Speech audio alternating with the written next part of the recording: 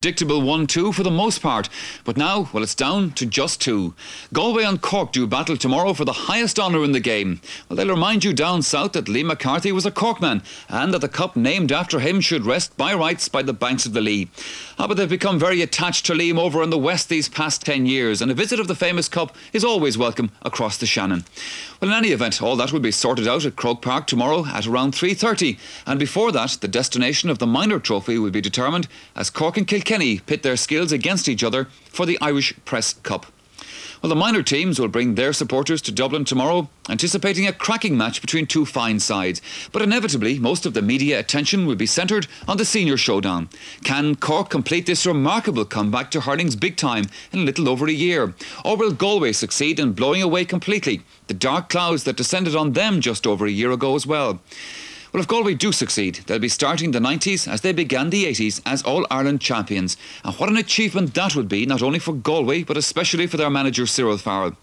In a very frank interview, he's been talking to Jim Carney about his years with Galway hurling.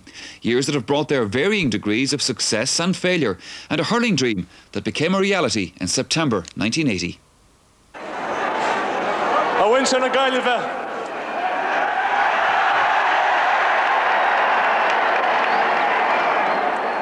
Tá é seach bliain agus céige.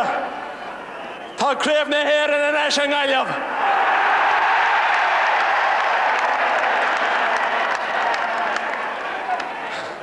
Is mór an anor domsa. Má chaiptín an cornseach lacha son an nileog. Bhfuil am gréachas a gháil go coppla duine a chóra go héintach léin ar fean náma. Tá trúr an na hóraí.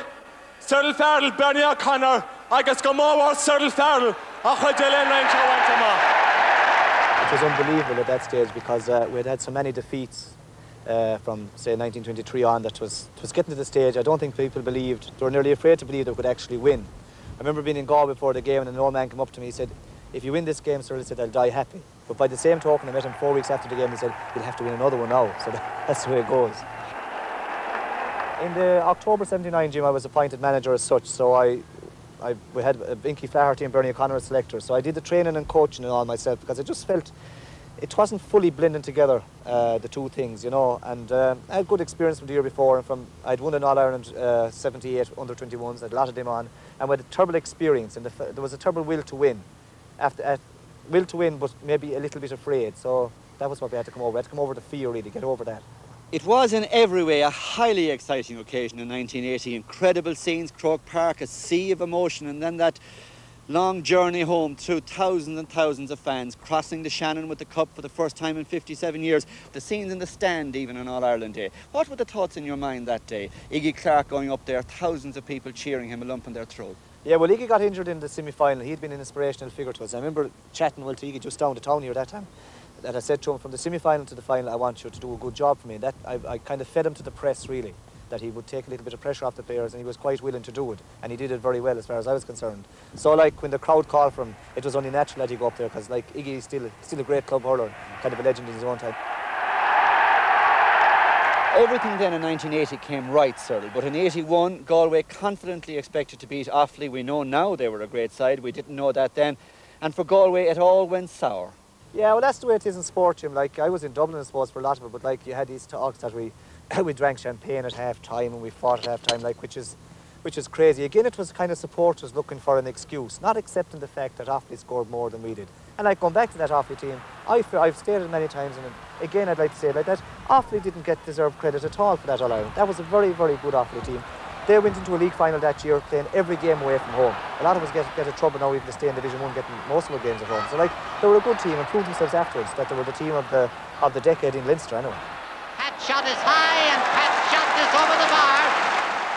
Well, I'm glad you've set the record straight, Cyril, because nowadays it seems there were more people in that Galway dressing room at half-time in the 81 All-Ireland than there were in the GPO in 1916, and you still hear talk about the rows and everything else. Oh, it's unbelievable, you know, all the stories. But, like, they're the legends. This is what makes probably the game so good, the fire talk and the pub talk, the things that happened. All I can tell you is in that dressing room, we were fired up going out to get a few more pints early on, and we didn't do it. And Offaly had a very good second half. Going upfield now, 3 Galway men about to descend on him. Make that 4, in down to Brendan Birmingham. Birmingham inside to Flaherty. Flaherty is inside, and the ball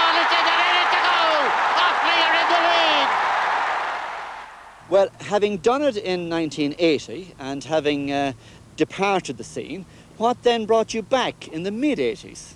Well, in October, say 84, November, I was appointed sales manager, and I could select. I was given the authority to elect my own 2 selectors, or as many as I wanted. So I elected again Bernie O'Connor and Farrell Murphy to Hurling Board Secretary.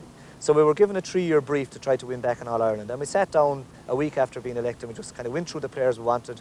But with the 83 team, I felt like if someone could take them over sooner rather than later, that there was a great chance. I didn't believe in letting them mature for 3 or 4 years, because I'd have the firm belief they're as good at 19 and 20 as they would be at 25, and maybe they could be gone in between. You know, the job situation isn't that great. So like when I came back to Loughrea, I kind of looked them up again, and most of them were still around trying to get jobs, and we did our best for them behind the scenes to set them up. And definitely the aim was then to try to win an All-Ireland. It seems to me, Cyril, that the story of those 2 All-Irelands were of goals that went in by the opposing team. Now, first of all, Offaly in 85, Pat Cleary 2 goals. They were heartbreaking scores for you, weren't they? Yeah, they were, and they set us back, but we had plenty of chances against Offaly to win the game. You know what I mean? We had the destiny in our own hands. We're playing maybe not well enough we didn't play well enough to win it, but like we had the winning of it, and we just weren't capable of putting the ball away. A lot of people felt at the time that your forwards weren't direct enough, that they were taking a lot out of the ball, that they were going in field instead of playing the wings and that.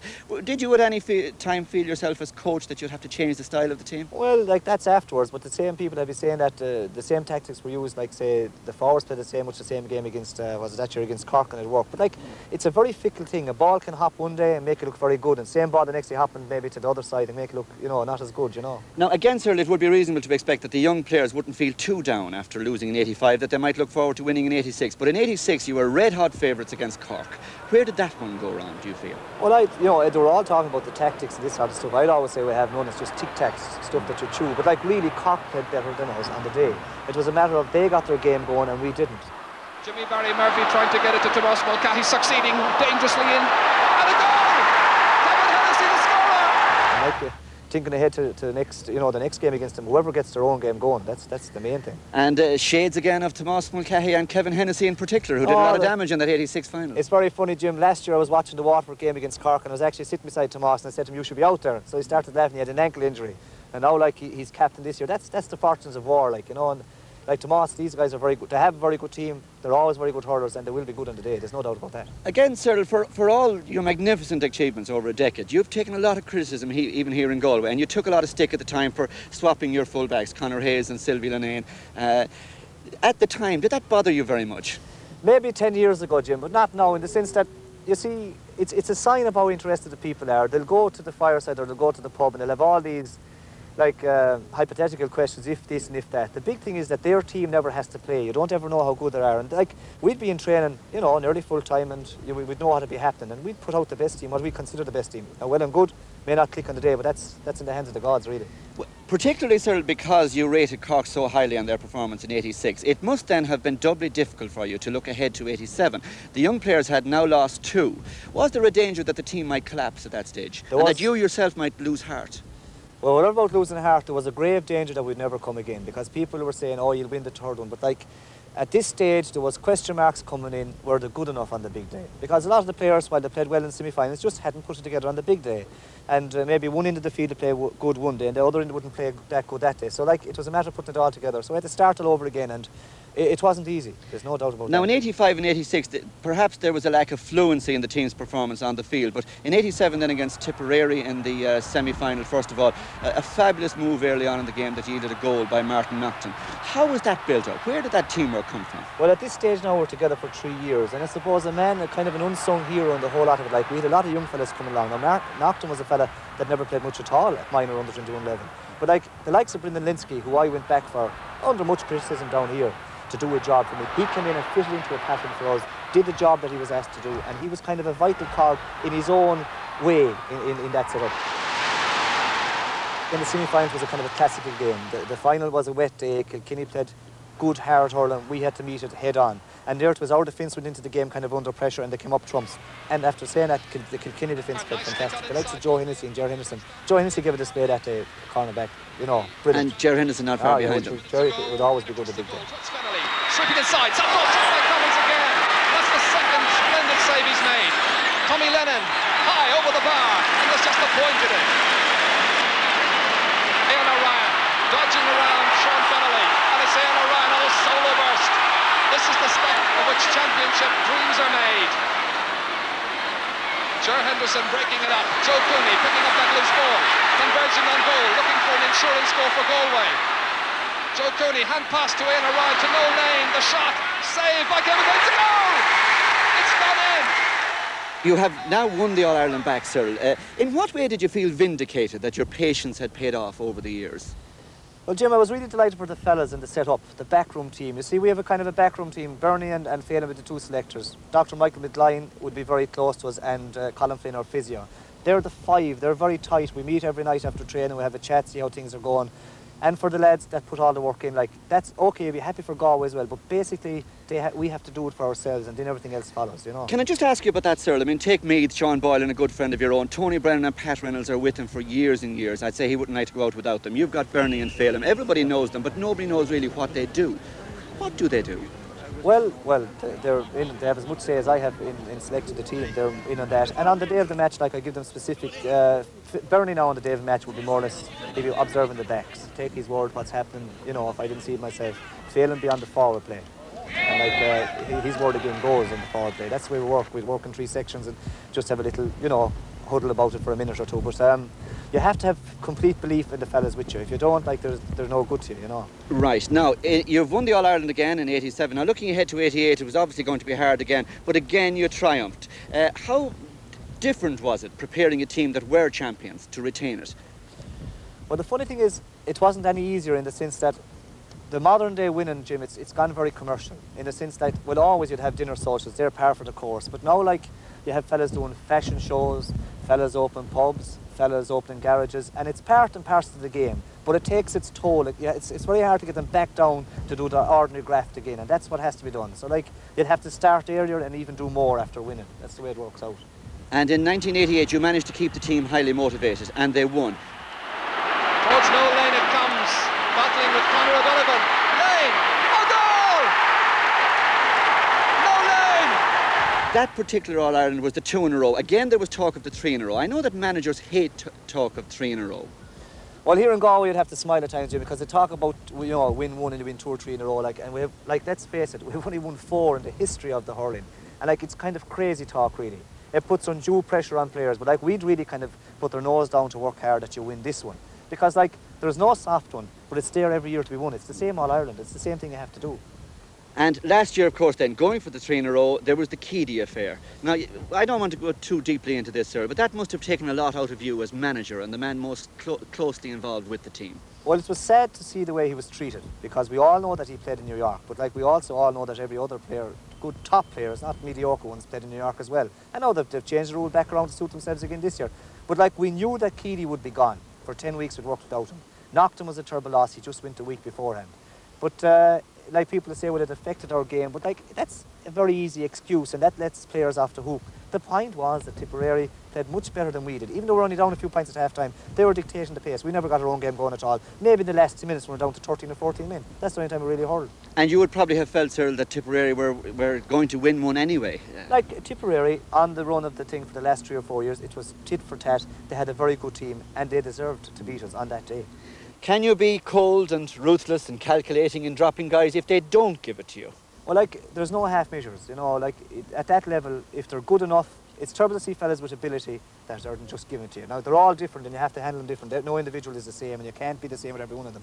But if they're not putting it in, they're wasting my time and they're wasting their own. But maybe even with outstanding ability, maybe they haven't it inside to give it. Yeah, well, like Michael Coleman, I had him as well in League Final 87. He actually played and won it and he didn't wind up on the panel. It was my fault, really. I hadn't enough done with him, you know. So you can make terrible mistakes. Now, I want to talk most of all, I suppose, about Michael Coleman. Not that many would have had Brendan Linsky back in 1984. Not that many would have had Michael Coleman at all. Well, there it is. You see, he's from football country and the experts around it tell you you're crazy and you couldn't have him. Michael Coleman in 87 played a league final for us that took him off in it. He didn't make the panel for 87. My fault. I hadn't enough work done with him. We were, after winning the All-Ireland, coming down on the coach along by Barry's nice and slow, big crowd around him, sitting beside Hopper McGrath. And I happened to look out and there was Coleman walking on the footpath and he put up his hand, thumbs up. The Hopper said to me, he said, there's a very unlucky man. The Hopper meant to see that Hopper felt that he was good enough and he was right. So it still stuck with me, like the first chance I got then, and made a beeline for him again and worked at him, you know. It's been said of Coleman, Cyril, that if there was a transfer system, he'd command nearly the biggest price around. Well, he's a funny individual, you know. He does a lot of work, you know, honest graft in the pitch. He's not really a classical hurler as such, but if you could find one like him every year, like, it'd be lovely, especially from, say, an area that's kind of coming new into hurling. They made a breakthrough there, won their championship against Athenry. You could say a Coleman band, if you know what I mean. A fantastic final, you know. Well, you're a single fellow, sir, like a lot of the footballers and hurlers around the country who drive from Dublin down. Is it possible to have time for relationships, to have what you might call a normal life, to do the things that people normally do when they finish at 5 o'clock in the evening? Yeah, well, you'd have to cut out, you know, if you're going to put, like, a top level, if you're in sport, you have to put the sport first, and everything else is around it. The lads will tell you that, like, say for the last, say, year now, hurling is first for them, like, and everything else has to revolve around that. That's a sad fact of life, I suppose. And it's fairly common knowledge that it virtually has dominated your life almost, because you've trained teams other than senior teams, minors, under-21s, camogie teams even. Yeah, I've been very successful here with the local Celt Rafels. We've won the last 6 All-Ireland senior camogies, but that's at school level, and you're kind of, it's after school or in the morning. We train most of the time off the buses in the mornings, you know. But there comes a time when your enthusiasm or, you know, your just energy may not be good enough, and I think that's the time then you'd have to change, you know. And it's an amateur game, Cyril. I mean, let's look at Jack Charlton now. He's manager of the national soccer team. His salary was something like 100,000. I mean, the Mick O'Dwyers, Sean Boylans, the Cyril Farrells, they don't earn that kind of money. Well, Do you ever feel jealous of Jack Charlton? No, he did a fantastic job, and he's dead right. That's what they're in, you know. Our end, you can get everything from the GA, but you don't get money. You know, okay, you're not in it for the money because, you know, money would hardly compensate you, like, and you probably would never work for money, you know. Well, Cyril, you are very deeply committed to Galway, but you've written about the game, you're a deep thinker about the game. It's the national game, but yet it's surely not in a good state of health in all the other counties. I think it's a sad fact, really, that there's so much money being pumped in, maybe at the wrong level. OK, they're pumping in a little bit at coach, you know, but not half enough, and there's not half enough being done for the youngsters. Like, you see in All-Ireland, say, semi-final under-21 last Sunday evening in Limerick. Not good enough.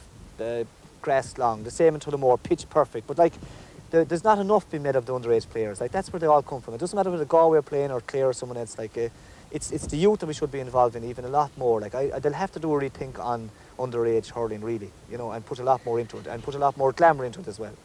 Now, looking ahead to this All-Ireland final, Cyril, you know a bit more about Cork than lots of people might suspect. Tell us about the challenge game you played against Cork, behind closed doors, as it were, down in Charleville. Well, the first one, Jim, we opened a pitch in Turlockmore, and Cork played their usual nice kind of crispy hurling, and we were good enough. But about 2 weeks afterwards, again, they were looking. Father O'Brien said, you'll have to give us another game. So we agreed to give them another game, and we played them in Charleville. And like, we went up there, and the guy on the gate said, this is like the Berlin Wall. No one is supposed to know about this. So we had a cup of tea before the game, and Cork came, and they were very, very sharp. They were good. So you would feel, Cyril, that the form they showed against Tipperary, it didn't come quite overnight? I would say that we were the only county that figured that there could be a big shock on, because OK Tip were favourites, and rightly so, like, they had been the best team for the last few years, like, and won 3 Munster titles. But Cork going in were very, very fresh and very sharp, and they had nothing to lose at all. Now, it's accepted everywhere, Cyril, that the Galway half-back line, Finnerty, Keeley, McInerney, is a powerhouse of the side, just as it was surely in the mid-70s with McDonagh, Silk and Clark. Yeah, and they have to have a great reading of the game from the half-back line, half-forward line. Like, most puckouts now will go past midfield, you know. They have to be there for the breaks, and they have to be hunting the whole time, you know. More or less marking on occasions, but hunting the ball the whole time and believing it's going to come. Galway midfielders have scored a lot of vital points in big matches over the years. Pat Malone a few years ago scored some great points. Steve Mahon scored some superb points in '87. Do you find that too, that's an important attribute? Well, it can be great to score them, but it's just tell you what can happen. Like, in training, they're not able to get a puck in most of the time, you know. They wouldn't score a point in a million years down in Athenry. That's the way it goes, and they seem to get more space in Croke Park than doing Athenry. Maybe the fellas know them better, but hopefully it'll come right again the next day. Good. Now, 10 years ago, Cyril, you won the All-Ireland. 12 months later, you lost it to Offaly. You were younger that time. You weren't as experienced in the hurling world. It wasn't easy to take. If you lose to Cork, how well could you take it? Well, to be truthful about it, Jim, if we win by 20 points against Cork or lose by 20 points, there is a difference of winning and losing, but it won't take really much effect on me at all. I'll be over that stage, you know. Well and good if we're good enough to win. If we get our game going, then I'm quite confident we'll win. If we don't, Cork will win, so be it then. The views of Galway manager Cyril Farrell. Well, right now we take a break from our hurling preview. Coming up after Farrell, he reflected with Jim Carney on his years of involvement with hurling in the county. Father Michael O'Brien is the Cork coach this year, and although not perhaps as well known as Cyril Farrell on the national stage, his involvement with hurling in his native county is no less remarkable. Now, he has over 25 years of involvement with Harty Cup, Sigerson Cup, County Club Championships, and not to mention Cork Minor and Senior All-Ireland successes. But now, after all that, he's thrown himself in at the deep end again with Cork. Well, when I met him at his parish of Carrigaline recently, I asked him why. First of all, Michael, may I welcome you and your crew here to my parish. And thank you for coming. And why have I taken up coaching? I don't know. I just really love hurling as such. I really love hurling, and it's the only hobby I have. People say to me that when I get older, that's going to come against me. You know, I don't play cards, and I don't play golf, and I don't play anything, but I get really involved in the in-depth skills of hurling, which I enjoy no matter what county is playing. You know, I enjoy the game so much. Being a coach to a county team is a big responsibility and demands an awful lot of a person's time, which has to be particularly difficult for you because you've become parish priest here in Carrigaline in the last 3 years, and obviously your parish responsibilities are huge as well. Yes, Michael, my parish, I didn't take this on lightly. I discussed it with Dr. Murphy, my bishop, who was very gracious and who kindly said, well, you should be involved wherever there are people involved. And all things being equal in your parish, you have my blessing. So I called in my priest working with me here, and we chatted out, and they said, well, we play golf, or we have our own hobby, so we will support you in yours. So I work my days, I don't take a day off, and I just take the evenings off when I'm required for training and coaching the team, being involved with Gerald. You've obviously got a great love of hurling. Where did your interest in hurling start off as a young lad? My love started, I played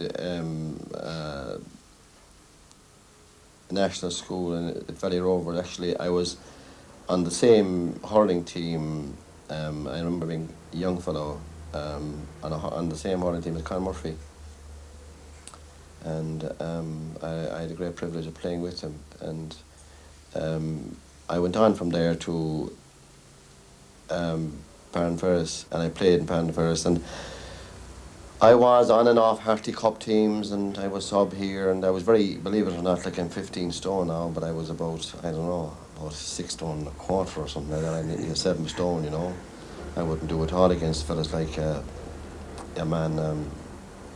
Keady now, you know, anybody like that. But I'm very light, fairly fast, all right, but I hurled well in Maynooth, very well in Maynooth. I was up against people like, you probably heard of them and knew them. Both of them are priests, Dr. Seamus Ryan and Dr. Liam Ryan. They were my sparring partners, and Father Tom Tarpey of Galway was on my class team, with me in the class team, and we had a very good class team. And we had, what we would call at that time, we had a Fitzgibbon team. Even though we weren't allowed to participate, as you know about the strict rules, we would bring in what we called the cuts, those who had left Maynooth. We would bring them in and play them, and we had some wonderful games with them, and we picked an all colleges, an all Maynooth team from about 500 or 600 people, and I happened to be on that, and you know. There have of course been some great players worn the Cork jersey down through the years. Who do you remember from way back when you started to watch hurling first? I saw himself. As a matter of fact, I'm sorry I didn't get it for you, but I have in my possession at the moment a 1963 hurling ball inscribed by Christy Ring. 27 years ago, I was going to the States on a holiday, and he gave it to me, and I didn't give it to anybody. I wouldn't. Yeah, just kept it. Sure. And it's very precious to me. But I knew him, and I saw him play, and that's the thing I remember most. It was 55, was it, that Limerick were running a drag with Cork in the Munster final, was it? And I remember sitting above on the side, up on the terrace, and there were people all around me from Limerick, and they were having a little bottle and a little drop and so on that way, you know, and they were saying, we have him on the run now and so on that way. And for the want of something better to say, I just said, you know, God protect me, you know, what am I going to do with these fellas now? They're going to run away with us. I said, watch that little ball man there, because if I'm not greatly mistaken, he could put a nail in your coffin at that particular stage. We'd done about 3 goals, you know. Yeah. And then, you know, he just went on fire in the last 10 or 15 minutes and did exactly as I asked him to do in prayer. You know? So that's the outstanding memory I have. I've seen them all. I've seen them all. I've seen them all from all the counties. And as I was saying yesterday to Joe McDonough, like one of my heroes is Joe Cooney. Joe Cooney is one of my idols because Joe Cooney plays the game and he should be played. I haven't seen Joe Cooney draw a dirty stroke on anybody. And this is what hurling is about to me. It's about playing the game and thereby and through these stars encouraging others to play the game.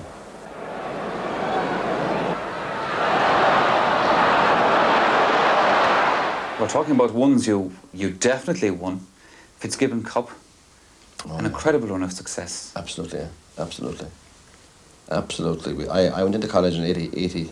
Dan Beechner asked me to come in and join the thing, and I went in and I won 8 in a row first, 1980 to 88, and lost 89.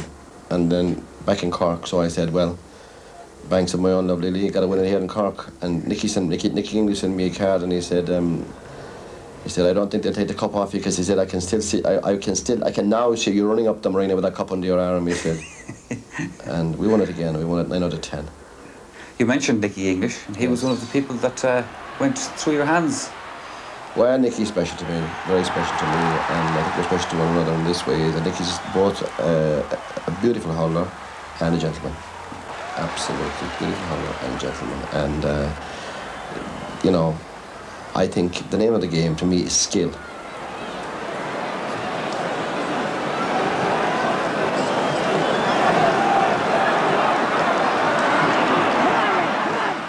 Now, the Cork trainer-coach this year is a particular friend of yours, Father Michael O'Brien. He is. We go back a long time, since I was in UCC, and the first time, the year I started in UCC, Father O'Brien started training in UCC, and we've had a great respect for him over the years, and we got on very well together, and myself and Ian Conroy of Tipperary teams of old were particularly friendly with him.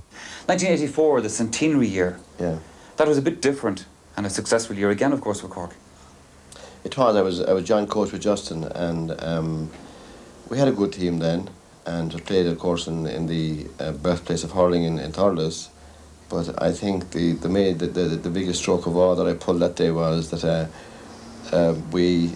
I had my resting place for my weary team immediately from the train to the Irelane convent.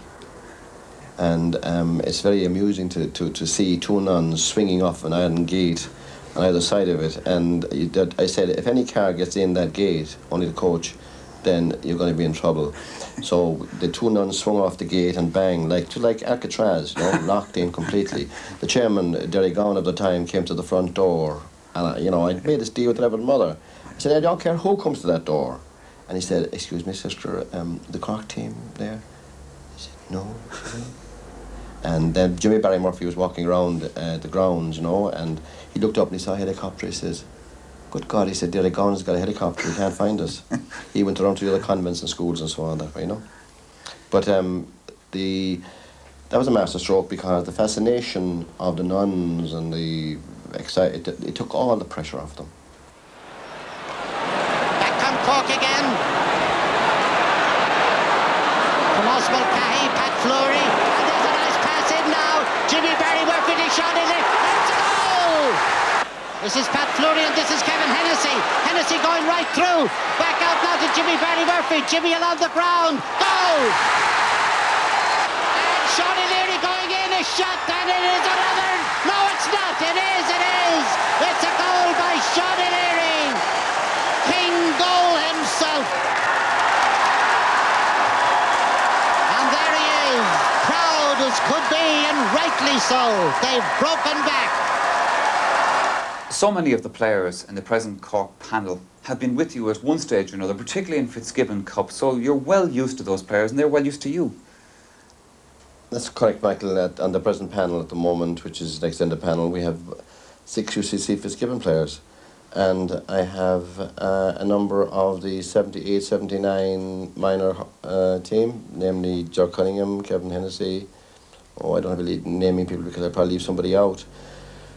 But all the 26, I think about 23 have come under my, I don't know what they'd call it, under my jurisdiction in one way or another.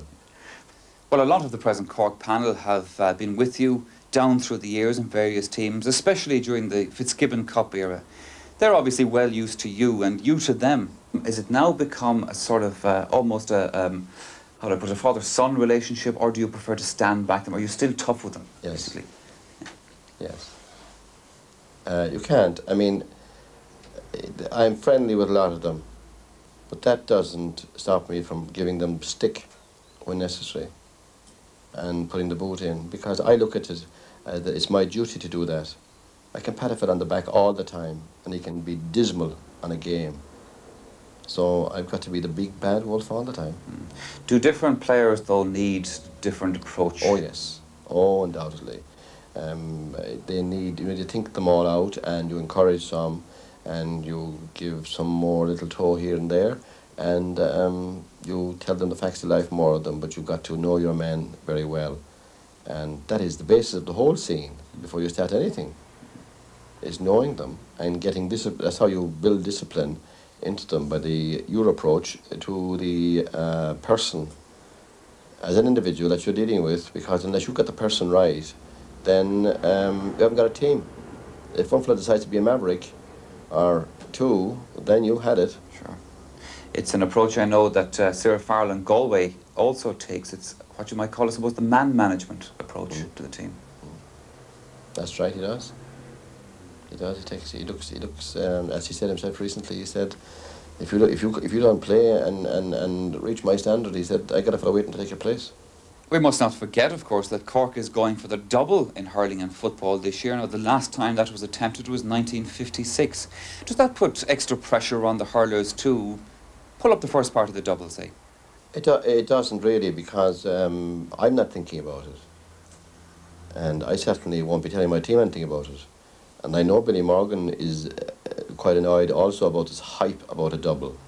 I mean, you know, history is fine and so on that way, but I mean, we're going out in 2 All-Irelands, very happy and pleased to be in both All-Irelands, thrilled to be in them, and we'll do our best in both.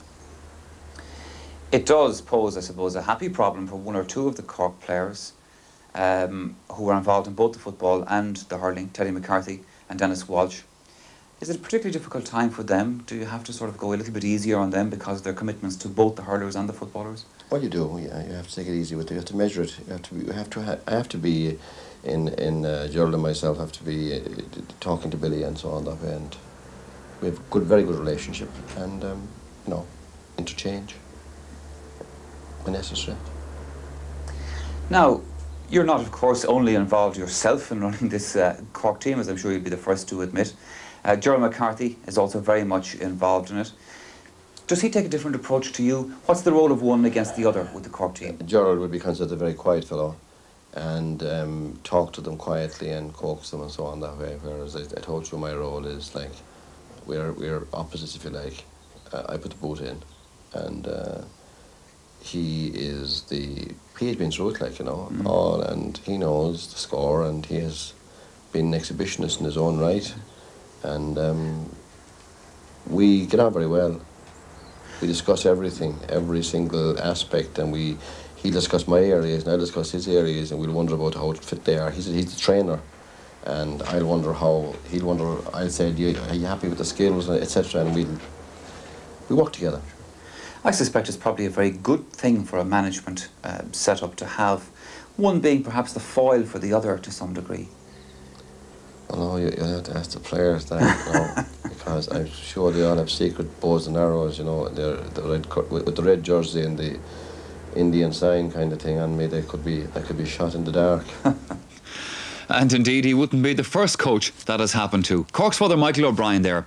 And we'll be hearing some more from him in just a few minutes, including some interesting views on the challenge facing hurling and the GAA in the years ahead. But right now, it's back to the West and how the men from Galway plan perhaps a public execution of Cork's ambitions at Croke Park tomorrow. If they're to succeed in doing that, much will depend again on that performance of their remarkable half-back trio of Peter Finnerty, Tony Keady and Jerry McInerney. Kenny Park Athenry and Galway manager Cyril Farrell puts his players through their paces in the final days of training for the game against Cork. Jerry McInerney will be a key man in Farrell's ambitions against the Munster champions, and it's interesting that since Galway's resurgence in hurling, half-back partnerships have been crucial to the county's successes. Previously it was Joe McDonagh, Sean Silk and Iggy Clark. Gradually, all three of us had played underage hurling with Galway, and about a year before that we had played some challenge games together in different areas within the field. And that gradually, as people, as players who had had long careers in the half-back line with Galway got injured or else retired or pulled out, we actually got into position and formed around that. The second thing would be that we played in similar positions within the university matches, where we were attending at the time, and it was a natural graduation thereafter. Joe McDonagh, you played for a long time then with Sean and with Iggy Clark. How comfortable were you as a trio, do you feel, looking back on it now? I think that Sean has probably covered most of what was involved in us complementing each other, if you wish, because we knew each other so well and we happened to, as it were, fall into position at the same time. And he mentioned also the third level education. We had obviously played against each other and we were very familiar with each other's play. You with UCG and Sean and Iggy with Maynooth. Yes. So I feel that in a sense helped us to knit in very well together. We had a sense of commitment and loyalty to each other. I suppose looking back over the years, we had a sense of solidarity in defeat almost, the fact that we had so much defeat behind us. We wanted to put that behind us altogether and achieve something, and we had great commitment, loyalty to each other as well as knowing each other. And I think that showed itself in our play and in our commitment to back up each other and try and do the best we could. You know? Now currently Jerry McInerney plays a very free type of game, individual bursts out of defence. Pete Finnerty tends to lean in towards Tony Keady to back him up and pick up the loose pieces. How did you play with Sean Silk and Joe McDonagh in that way? We had a great understanding, I'd say, between us. Usually when Sean would go to break a ball, I would fall in behind him. If the ball broke behind, hopefully I'd be there to pick it up. And Joe McDonagh was the same, you know. But like that, we used to like kind of breaking forward too and maybe taking potluck and maybe trying to take a point from a distance. We used to enjoy that as well as defending, you know. But overall, I'd say we had a good understanding. Sean would cover for me then if I was in trouble as well, you know, so it worked both ways. That type of understanding, Father Iggy, is it instinct or is it worked out in hard graft on the training ground?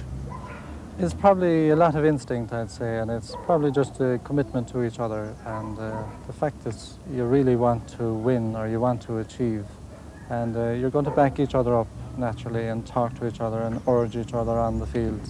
So it's probably largely instinct and commitment and loyalty, I'd say. Oh, it is a very important line in hurling, and I think that in the modern game much more important than in former times where midfield play has changed considerably. Many people would attribute the input of a half-back line now, that its importance due to the puck-outs and the long puck-out, and some people perhaps complaining that there's a lighter ball in use. But certainly midfield has changed considerably, and I feel that even in the last 5 to 6 years we have seen the midfield style of play change considerably as well. But is it tighter hurling then for a wing-back if you have your own midfielders and the opposing midfielders out there waiting for the puck-out to be sent to the flanks on top of you? Well, essentially any defender must play his game fairly tight. Obviously there's more room for expression, and the fact that the ball is much more in play in the half-back line now perhaps gives more of an opportunity for players to express themselves when they're on the ball. Sean Silk, if I could just ask you about the changes in the game now. In the traditional game in the old days, the ball was pucked straight down the middle. You as a centre half-back would have been standing under that ball. Nowadays it's catch and swerve with some counties, it's the running game, the handling game with Galway, say. So surely now there's a new type of centre half-back needed, maybe a more mobile man who can play on the ground as well as hit the ball high. I'd have to say in relation to the puck-outs, if you have good skilled players, and by the Galway team and us three particularly, having spent time playing in the forwards, I think it gave us a feel for the action up there, and it also helped us to play looser, but yet keep a tight rein on somebody. I would say on balance that we were energised and helped by having played in the forwards. Certainly, Sean, as a defender, you mark tightly always, but you like to express yourself too. I remember in the 75 final where you went forward for a long run that yielded a score. How well do you remember that yourself? I can remember it quite clearly. Frequently it's mentioned to me. It just happened on the day that you get yourself into a situation where you want to get the ball first and foremost. You're not conscious of somebody being of the free ground ahead of you. You just take off and it happens. And in fact, that day, if you look at the run closely, I think I lost the ball or attempted to lose it more than once. And eventually it worked out okay. But it's one of these things that happened just impulsively. Finnerty, Keady, McInerney, what's your own opinion of this trio as a trio? Well, I think they're a great line. I suppose it's very hard to compare two lines of different eras. Like, it's very difficult to do. But I would say this line is certainly excellent. Pete Finnerty is very committed, very dedicated. Nobody will score too easily often. Tony Keady is a man to rise to a big day and, you know, can dominate the centre. Jerry McInerney has a flair of his own, in a sense. He has a great ability to catch a ball, especially in difficult situations. And he can, you know, make a burst up the field, which is exciting from the half-back line. And if you can add a score to that, it's a great boost to a team as well. Like, so it's a great foundation for any team to have a good half-back line. Because as you know yourself, most of the puck out from the other end will break around the half-back, half-forward area. So it's a good launching pad as well as defensive. Never in any of the games that they've played at a high level have they been consistently beaten throughout the 70 minutes. And I think that, you know, summarises their contribution in any match. Definitely now they have to be the focus of attention for any team that Galway play on from here on. They've built a very strong base. As you said, they're very strong individually, but they play very, very well together. It's as if they're all tuned into the one little microchip. They play very, very well. Joe, there is one thing about them, apart from their deeds on the field. They're hugely popular, these three guys, with Galway supporters. Why do you think that is? If anything, they're possibly the heroes of the team. Well, they are. But again, you know, you can attribute an awful lot of that to the style and finesse that they have and the flair they have when they are playing. And a lot of it has to do with the exciting runs and their exciting characters, and be it the white boots or be it the long hair or be it the shoulders out or whatever. You know, all of these things, we're all human, and these are things that excite the crowd when they see these lads in full fight. Well, they're experienced lads. You know, they have 2 All-Ireland wins behind them. And I'd say they'll be very anxious to put the record of last year straight, and the fact that we didn't do so well. And they'll be very anxious to put that right in their own minds and for themselves as well as for the county. So I think looking at the semi-final, they were very committed and very dedicated. They were like lads that really wanted to win. And I hope that will kind of manifest itself again the next day. Tony Keady, what is it about this half-back line? Everybody says it's the powerhouse of the team. Obviously, you all enjoy playing beside each other and you complement each other well. We've been hurling together for a long time. It goes back to under 16 hurling, and as you said yourself, people have been talking about this half-back line, which they are playing very well together. And we all do cover each other. We go, you know, if a man beats you, we cover back and somebody else goes. You know, we always do that. We get our calls right when we are on the same line, and like you never would see two of us clashing for the same ball, you know, like evenings here when you'd be training with different players, you know, like not saying anything about other players, but it's just that we have this thing going between the three of us, and it just works out well for us. Joe McDonough, Sean Silkeniggy Clark, they have made the point to me, Pete, that the game has changed a lot now and that midfielders aren't standing their ground so much, they're falling back for the puck out. Is that putting extra pressure on you, do you find? No, it doesn't, Jim. It helps us, in fact. There in the semi-final now again, awfully, Michael Coleman was more times behind me than he was in front of me, and it's the fact of the long puck out coming down further as far as the half-back line, and midfielder falling in between the centre-back and the wing-back, and you have a full line across. So in actual fact there's 5 in this half-back line, not 3. Some of the views from the Galway camp. Well, just before that, you'll remember, we were talking to Cork coach Father Michael O'Brien, and we promised you more from a lengthy conversation that I had with him during the week. Well, let's return to that interview now, and specifically on Cork's last All-Ireland triumph in 1986, when they scored a great victory over Galway in the final. Yeah, I was talking to Johnny Clifford before that game, and they had trained very hard for it and prepared very hard for it, and he is reputed to have said, which he didn't actually say, there's a little word left out, and a Galway team would never beat a Cork team in an All-Ireland. What he said was a well-prepared Cork team wouldn't be beaten by a Galway team. Mm-hmm. What he meant by that, sure. But it was, as you know, the donkey episode was another one of those, which we didn't use, by the way. If you were depending on these things to win matches, it would be a pity. But you were saying about the 1986, and since then there's been downward trend. Well, you know, you can go around many counties. I mean, like Kilkenny have been in difficulties. Wexford have been in difficulties. I believe myself that in this modern era, you have a tendency by parents and so on that way to, as we came in there, you saw a woman going after her children playing badminton. You have, I was on the phone to a fellow who hurls with the club here, and he said to me, I said, well, are you training? He said, I was playing basketball last night. I believe there's a broader spectrum of sport across the board, and people are going for swimming, for table tennis, for all kinds of games, just for recreation purposes. And the hurling, I believe myself, and I'm a long time involved in it now, hasn't the appeal that Gaelic games haven't the appeal that they had in the past, because there are too many other choices. I mean, and of course television has come in, and why go someplace when you can watch Michael Lester telling you all about it on television? So do you think then that the GAA need a new approach? Do you think they need to resell the games of hurling and football to young people? I do, and I've made this point very clearly. I think that, for example, the Munster final was something else, was to me a finest showpiece as you could wish to see. He spoke to one man, the referee did, for a chop. Now I believe until our senior players across the board get it in their heads that isn't macho stuff we're going playing, it is hurling, skill game, then we're not going to encourage anybody. I told the story to Joe yesterday, is that before the game, the Munster final, like I went up for my half of the pitch up to Nicky and I gave him a hug. And I said, well done. I said, you know, best luck. And he said, Father, best luck to you. And this father of two sons said, the 17-year-old said, well, why is Father O'Brien doing that? Why is he going up?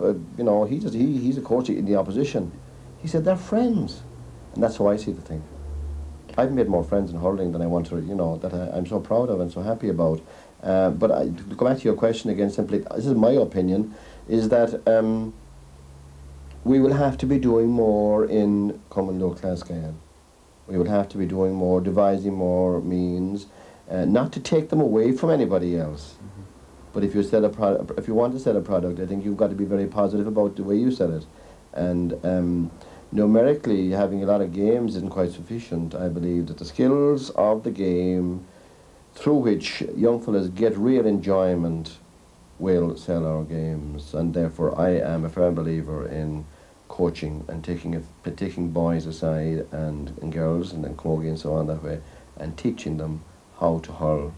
But at the beginning of this year, for people outside the county, Cork seemed to be at an all-time low. Then you played Kerry in the first round of the championship, and that didn't really instill any confidence. Last September or October, I can't remember which, the election came on, and I thought about it very seriously. I said earlier, I throw my name in the hat, throw my name in the ring, just to get involved, because I didn't believe that Cork hurling was down. Maybe I'm, you know, a fool, but I don't think I am. I couldn't see it down, and so I threw my hat in the ring, and I got elected, and I became coach, and Gerald became my trainer with me, and the other selectors. And we took it from there, and we had a good run in the league. My objective was to win the league and win the Munster Championship. Went to the replay in the semi-final of the league and lost to Wexford rather badly, and won the Munster Championship, and now in the Irelane final. I suppose the first indication to people outside the county was that Cork maybe weren't just dead and buried yet with the game against Waterford. You had a point to prove there, and I thought Cork played particularly well that day. I was very happy with Cork, Michael, against Waterford. Very happy with Cork. I was happy with Cork because you play a percentage game in the sense that you could put all your eggs in one basket against Kerry, you could put them all in one basket against Waterford, and you know, I mean, you've got to keep something in reserve as long as you can. And we had it in reserve going out against Waterford, and we 4-16 to 1-8. We carried by 9 points, and we went on to win the Munster final. But it's all about confidence. It's all about belief. It's all about getting the fellas to believe, because whilst not being an inter-county hurler, I think that has its pluses, and I think it also, being intercounty hurler is a plus because you've played the game, you've been out there in the heat of battle. I haven't, but it might make me more objective in my viewing of the players and trying to get the inside of how they feel. An intercounty player, I remember Ring Goddess, so you used to always say, forget it, like, you played great on the day, don't worry about it. Whereas I have to think it out and see, what's making them tick. Notwithstanding that victory against Waterford, a lot of people still weren't convinced. Tip, on the other hand, were All-Ireland champions. They seem to be on a roll. They seem to be heading back to Croke Park again. How did you psych up and build up the Cork players for a great performance that day? Well, the build-up to that team was only a progression from the Waterford victory. You won't believe this, but I only said one sentence to John Considine about Nicky English. And that sentence very simply is, John Considine can tell you, before he went out on the pitch or on the way out, I said, stand, if he goes down over that ball by the sideline or anywhere near, you stand 6 feet back, freeze, because he's going to sell you 2 dummies and he'll be gone. But if you're near him, he'll throw you off. And that was the only comment I made to John Considine. I didn't hype him about Nicky English one way or the other, but the individual treatment as players, from the point of view of building their confidence and taking on Tipperary. And I suppose Tipperary were overconfident. Bobby Ryan denies that. He said, in the view the other day, he said, they'll beat us again tomorrow. But I'm not fool, we win them today, we lose tomorrow. And anybody who's in sport to win everything shouldn't be in sport. The way Cork played that day, one assumed there had been fire and brimstone in the dressing room before the match, sending the Cork team out. But some of the Cork players tell me that wasn't the case, that in fact it was a very relaxed, almost humorous sort of atmosphere. And I can tell you, I'd be very honest about it, it wasn't me. I can break a holly off a table, or I can break a crutch. I did one time when I was in crutches. It wasn't me. No, I didn't. They didn't need it. They had this inbuilt thing in themselves, and it was encouragement they needed, and they got it. They're very quiet. We all know, of course, the story about the Donkeys for Derbies incident. You mentioned this a moment ago. Did that play any part in it at all? If not with yourself, then with the players? It was mentioned once, and I'm too fond of Babs Keating to take offence at that. Yeah, I might say it. And the public took it up like a beauty, They had great jokes about it now and so on that way. Yeah. But if Babs thinks that I would use that as something to go out and beat Tipperary 3 times Munster champions and All-Ireland champions, that would beat them. Well, anybody being called cuckoo land to think about that. But it was mentioned once in the dressing room. We're not donkeys. So now, from a position of relative gloom at the beginning of the year, you stand on the verge of an All-Ireland success. Well, I correct you there, my dear Michael, because I'm very glad, happy to have you in my parish as a Corkman and so on that way, but I know your loyalties lie. I know you're not partisan, you're completely the opposite. But we're very happy to be in the All-Ireland final. We're very happy to be in the All-Ireland final. We're very happy because it's a time of glory for the lads to walk behind the Artane Boys band around Croke Park. And it's very special for them, I believe. And I don't rate in these things, and anybody else, we're only all backroom boys when it comes down to it. They're the guys who deserve all the glory because they have gone through the muck and the gutter. And we will be going into that game as underdogs. You're smiling a bit. Well, I'm thinking to myself, it's obviously a great honour for the Cork players to appear at Croke Park in an All-Ireland final and to walk around behind the Artane Boys band. I suspect they're going to Croke Park for something slightly more than that, though. Oh, yeah, Michael. I didn't tell you that bit, did I? No. Yeah, we'll try. We'll do our best to win. But truthfully speaking, when you look through the Galway team, I've known the Galway team since way back, since they broke into the headlines and really broke in a big way. And when you see a Galway team winning Railway Cups against provinces, you think. And when I look at that Galway team and see its strength physically and its hurling ability and how long they're together, back-to-back All-Irelands and so on that way. We've a mammoth task in front of us with 7 new players. This Galway side at the moment, or the Galway Hurling, has been in emergence now for something like 10 years. This present side, how do you rate them and compare to the years that the teams that went past? Does that count? It doesn't count, no. I don't ever compare teams, because like if you were to compare our team at the moment with the Sean O'Leary, Ray Cummins, Charlie McCarthy teams, like you know, John McCarthy, I can't explain it fully to you, but you know, you get the meaning. There were different era, different approach, and so on that way. And these guys that we have going out on Sunday haven't made their name. A lot of them haven't made their name yet. A few good names like Ger Cunningham and Kevin Hennessy and so on that way, but they haven't made their name yet. But in a very prosperous era of hurling, Ray Cummins and Gerald Mack and Charlie and Sean O'Leary and all these, Tim Crowley, they made their name and built up their reputation through their skills and through winning. And the Galway teams are winning. Your love of Cork hurling is obvious, and you dearly wish to see them win the Liam McCarthy Cup. But you've also spoken to us about fair play in hurling and what that means to you. So could I put this to you? Would you prefer to see Cork win at all costs, or even lose, providing the game was fair?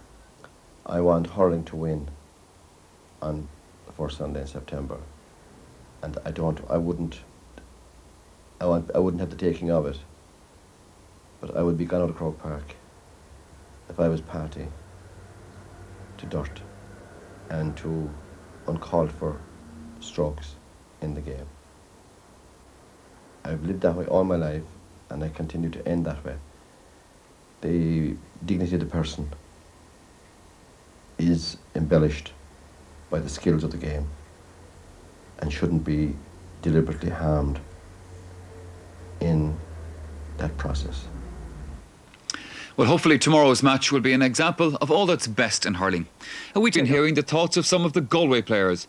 Now it's time to turn our attention to some of the Cork players and to find out what their feelings are leading up to this, the ultimate test of their ability. Not unnaturally, they're still drawing encouragement from their Munster final victory over Tipperary. Oh yeah, Tipperary's game was a great benefit, really. It was a hard, fair, fast game, you know, and on the day we played a better hurling, so it really did help us along, you know. Antrim's game, it was a messy game. It wasn't a game that we particularly fancied playing, because Antrim, being the underdogs, are so-called on the day, you could expect anything from them. You know, they surprised last year, they got into the All-Ireland final, so we were kind of taking nothing for granted, really, you know. So, yeah, it's really on the day it all boils down to it. This Galway team have been around since '86. What I really think that they should have won a lot more All-Irelands than what they've actually done. They're a very good compact side. They play some lovely hurling when they're on their game. They're very fit. They're a type of a team that really back up one another. There's never one Galway man around the ball. There's always 2 or 3, and if there's anyone in trouble, there's always another fella there to pick up the pieces, you know. They're going to be very difficult. Okay, I don't know who's going to be in his favouritism, but I think basically it's going to be 50-50 chance on both sides. I presume Galway will be out to the avenged defeat in '86 when they were clear favourites to win, and we kind of pulled one over them, and at that stage and people might say that Galway are probably in the unlucky position at the moment that they could be going for 4 All-Irelands in a row. They've won in '87 and '88 and were unluckily beaten last year, so they've got a great reputation behind them, and they're going to be very hard to beat on the day. We trained hard for the league. We went as far as we could in the league. We got to the semi-final, and we were beaten by Wexford. We were very bad that day, and you know, we were disheartened, but you know, we sat down, we realised we had a lot of hard work to do, and we took every game as it comes. We felt that we had to get over Kerry and Waterford, and it was just over 70 minutes against Tipperary. We trained very hard for the previous 4 weeks against Tipperary, and we quietly confident going into the game. We felt we had as good a chance as any, and everybody of us needed to play well in the day, and I think, you know, that's what happened, and you know, thank God we're through to another final. We're very happy, obviously, to be back in the final. I would say that Cork are one of the few counties, maybe Tipperary, Kilkenny and Galway now, capable of coming from nowhere to get to an All-Ireland final and possibly win it. We're very happy about that. It was always a case of just moulding newer players, with the older players that had a bit of success back in '86 and '84. So we're delighted the way it has gone so far. It's probably hard to looking back to replace like sort of John Fenton, Jimmy Barry Murphy, and you know they've been fantastic players that I've probably been looking to play with up through the years. But I think there's a few young guys coming through now that there's going to be a lot of talk about them in the future. You know, they've played a lot of club hurling championship here in Cork, and as far as I'm concerned, club championship in Cork is very high. The standard is very high, and if you play well in that, you're going to make it no matter what happens. It's up to every individual when he goes out in the field on the day, really. You can never really tell what's going to happen on the day. It can be the hop of the ball that's going to change the game for you, and it's every line of the field is going to be important for Cork. It's going to take an almighty effort, the 15 players and even the 5 or 6 subs that are on the bench as well. Mind you, coming up to 2 All-Ireland finals like this, and you have your work to look after as well, it must have been particularly hectic. It's very demanding. As I was saying to our reporters a while ago, at the start when I came on the scene in '86, you know, it was a novelty really, it was something to enjoy, the publicity. You know. But I think as the years go on, obviously we're getting older and the commitment is harder, and as you said, job-wise and everything, they all add up to these factors, and each year it gets harder and harder, definitely. That performance against Tipperary in the Munster final, it surprised a lot of people, as I'm sure you know. Did it surprise the Cork players themselves? No, we knew going out we had a job to do, you know, and the main thing was getting our mind right. And when that was right, we knew everything else would come to terms with it. So it wasn't a surprise to us. At the start, really, against Kerry, no matter if we'd beaten Kerry by 10 goals or 20 goals, I don't think we were going to get too much credit from anybody for beating Kerry anyway, you know. So our next step was to avenge the defeats that we suffered against Waterford last year. And luckily enough, we got over Waterford relatively easily. And at that stage, we were in a Munster final. So it was just getting over Waterford was our main kind of ambition, you know. We took one game at a time. Gerald, in the Munster final against Tipperary, what, in your view, was the key factor in that game? Now, people have talked about various aspects to it, about donkeys for derbies and things like that. From a Cork point of view, what do you think was the key that day? Well, we have no doubt Farrell O'Brien worked very hard at this, and the selectors and myself. It was simple, basic, straightforward hurling. Very simple, but play with a lot of aggression, legitimate aggression. Players played very hard, and I think that was the key to the whole thing. Tipperary never got a chance to settle on the ball really, because Cork players were in on top of them quickly, clipping the ball away, and they kept the ball going up and down the field. It was a great game to be involved in, and I know that afterwards Farrell O'Brien was full of praise, not alone for our own lads who were tremendous, but also for Tipperary, because it was the type of game I think that people like to see, and that it's good for hurling that you can have a Munster final where there's only a handful of frees in the whole game. It's played in a magnificent spirit. The referee had a very easy job, and the whole thing really, it was very good, and we were all delighted just to be part of it. I'm sure Tipperary, while they were very disappointed obviously at the defeat, they look back at it and they'll say, well, we were beaten by a better Cork team on the day. Gerald McCarthy. Well, needless to say, they have a different view of things down in Galway. And Jim Carney has been talking to some of the people who will be hoping to bring Cork's gallop to a halt. This year we we started back in early June with the county, and I think we have done more sessions this year, I would say, than any year since '87. So I think it's beginning to pay off, you know. And from your own point of view, Michael, how well have you got over the disappointment of last year against Tipperary being sent off, and the trauma that brought? It must have preyed on your mind a lot. Well, it did, you know, for a while. But we won the county final last year at home, and I suppose that helped. You were captain, of course. That's right, yeah. And that helped to get over it. And you know, once you start hurling again, and once the year turned, you'll be looking forward to this year again. How do you feel about this final yourself, Michael? I'm optimistic about it, really, because in '86 Cork, Galway were supposed to be a brilliant team. Cork weren't supposed to be hectic, and yet Cork came away and walked away with the All-Ireland. Fair dues to them. This time, we have to take it more serious. You've never won a game until you've gone out the gate and gone home. So we're kind of looking forward to. It's going to be tight, whatever, and maybe at the end of the day we should be able to take it, but then again anything will go on the day, a goal here, point here, turn of play, so it can go anywhere really. The 6 forwards that played the last day, we were together since '85, you know, and we have a good understanding built up among each other, you know, and the other lads, they're great to play with. Like, we play as a team, and really it's easy to play beside them, play for each other. Now, you've hit a lot of points from out the field in the All-Ireland final against Kilkenny and against Tipperary a few years ago, Michael, but yet you can play the running game as well. Which game do you like best? Well, if I get a chance, I like to shoot, you know. Maybe Martin Acton and Anthony Cunningham, they're more runners than I would be, you know. But well, I don't mind if I have to run either. And this special understanding that you have with Joe Cooney, that obviously comes from the club. Well, I suppose I probably have a better understanding with Joe than any of the other forwards in County have been playing from underage up along, you know. Like when Joe gets the ball, you kind of have a fair idea what he's going to do with it, you know, and it helps, all right. We've been around for a good while, and like we've taken it when the pressure was on us, you know, and I feel that we are relaxed as a half-back line, and things are going very well for us, and they will stay going. Last year it was probably a bit different. There was, you know, there was a lot of tension with Tipperary. We were playing them so often, and we're probably getting to know them a bit too good. But Cork are something new. Like, we don't know a lot of their players or what they're like, and they have a nice style of hurling. And, you know, it's something new. So we're looking forward to it. And they're backs, ball players, all that'll give you a chance maybe to express yourself and take on good players. Yeah, well, they can mix it. They can play, you know, against Tipperary the first 20 minutes. They let everything fly. You know, they weren't standing in ceremony. You know, we won't get anything easy against Cork, but if we get our own game right, that's the important thing. Another break now from our preview. The final, 1986. Galway went in as firm favourites, especially after their demolition of Kilkenny in the semi-finals. But Galway had perhaps forgotten that Cork had a score to settle from the previous year's semi-finals, and settle it they did. Teddy McCarthy here. Galway, remember, the early leaders leading by a point to no score for Cork. The goalkeeper advances. Kevin Hennessy with a chance. Missed it the first time. Conor Hayes got it in interception. Cork still on the attack. Kevin Hennessy looking for an equaliser. He's got it. The sides are level thanks to Kevin Hennessy.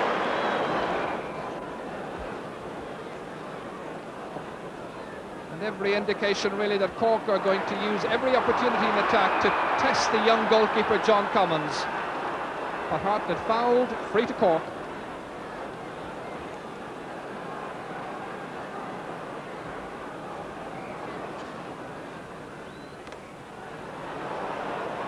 Tom Cashman's long free towards Jimmy Barry Murphy. Can't hold on to it. But he was being pushed. The referee quite correctly awards a free in. It'll be from the 20-metre line. Jimmy Brohan of Cork, one of the selectors, the man with the water bottle. So John Fenton will be the one, as always, to take the free. Was troubled by an ankle injury for the last 10 days. Went through a fitness test on Wednesday night. So can he give Cork an early lead? He goes for the goal! Cork go into the lead thanks to that well-directed goal by John Fenton. Everyone in the crowd was expecting a point, including the Galway players, but it went high and over the goalkeeper. Jerry McInerney battling away but losing it. Jimmy Barry Murphy trying to get it to Tomas Mulcahy, succeeding dangerously in, and a goal! Kevin Hennessy, the scorer! Kevin Hennessy scores Cork's second goal. 12 minutes are gone. It was wide across the area and dribble in from the narrowest of angles. Peter Finnerty here, who's also playing a terrific game.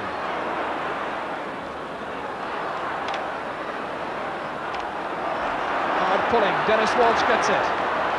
Back to Peter Finnerty for Galway. Launching the counter burst, that's a great shot. Oh, that's a lovely point. 60 metres from his own goal, and he lobs it over the bar in dramatic fashion. 5 points between them now. Taken by Tomas Mulcahy, he has been so effective. Here he is looking for a goal, there's nothing to stop him except the stick of Cyril, and it's cleared away out of danger. It could so easily have been goal number 3. Pierce Piggott, the man from Gort, trying to get Galway moving in attack, hitting the ball into an outside right position, as it were, a right corner forward position, and there simply is nobody there at the moment. John Fenton, press to the ball. Jimmy Barry Murphy taking it low, down to Tomas Mulcahy. A point. He might have got a point just a moment or two ago, but Tomas Mulcahy linking up with the great Jimmy Barry Murphy, who's the oldest player in the match today, though he's only 32. Pat Hartnett can't hold on to it. Martin Nocton tries to get Galway moving. Brendan Linsky, so much expected from him. It comes to Tom Cashman, however. Towards Tony O'Sullivan. Stopped by Peter Finnerty. Finnerty is such a brave wing-back. Martin Nocton again. A good ball carrier, as we saw earlier. This time opting for the early ball. It's cut out by Dennis Mulcahy. Running into a strong and tenacious challenge from Steve Mahon, who's going for the point. And he's got it! That's more like it from Galway as they get themselves back in the match. 2-4 to 5 points the score.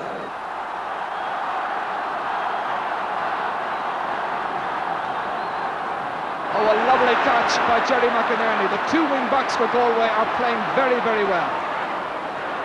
Kicking it clear into space, but he was fouled as he did so. The referee saw a foul after he released the ball, so it's a free from where the ball lands, and that's in the middle of the field.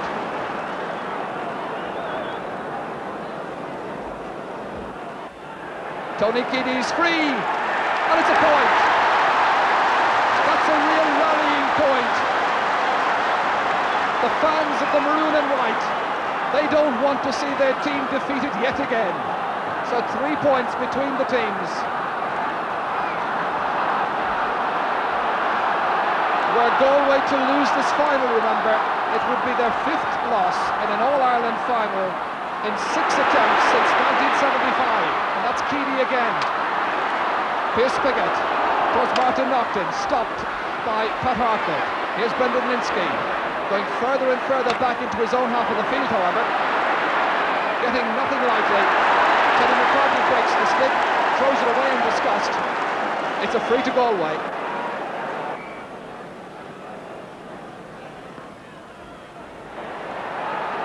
It's a lovely shot. It's over the bar. Another significant score. 2 points between them. Tony Keady's second inside 2 minutes.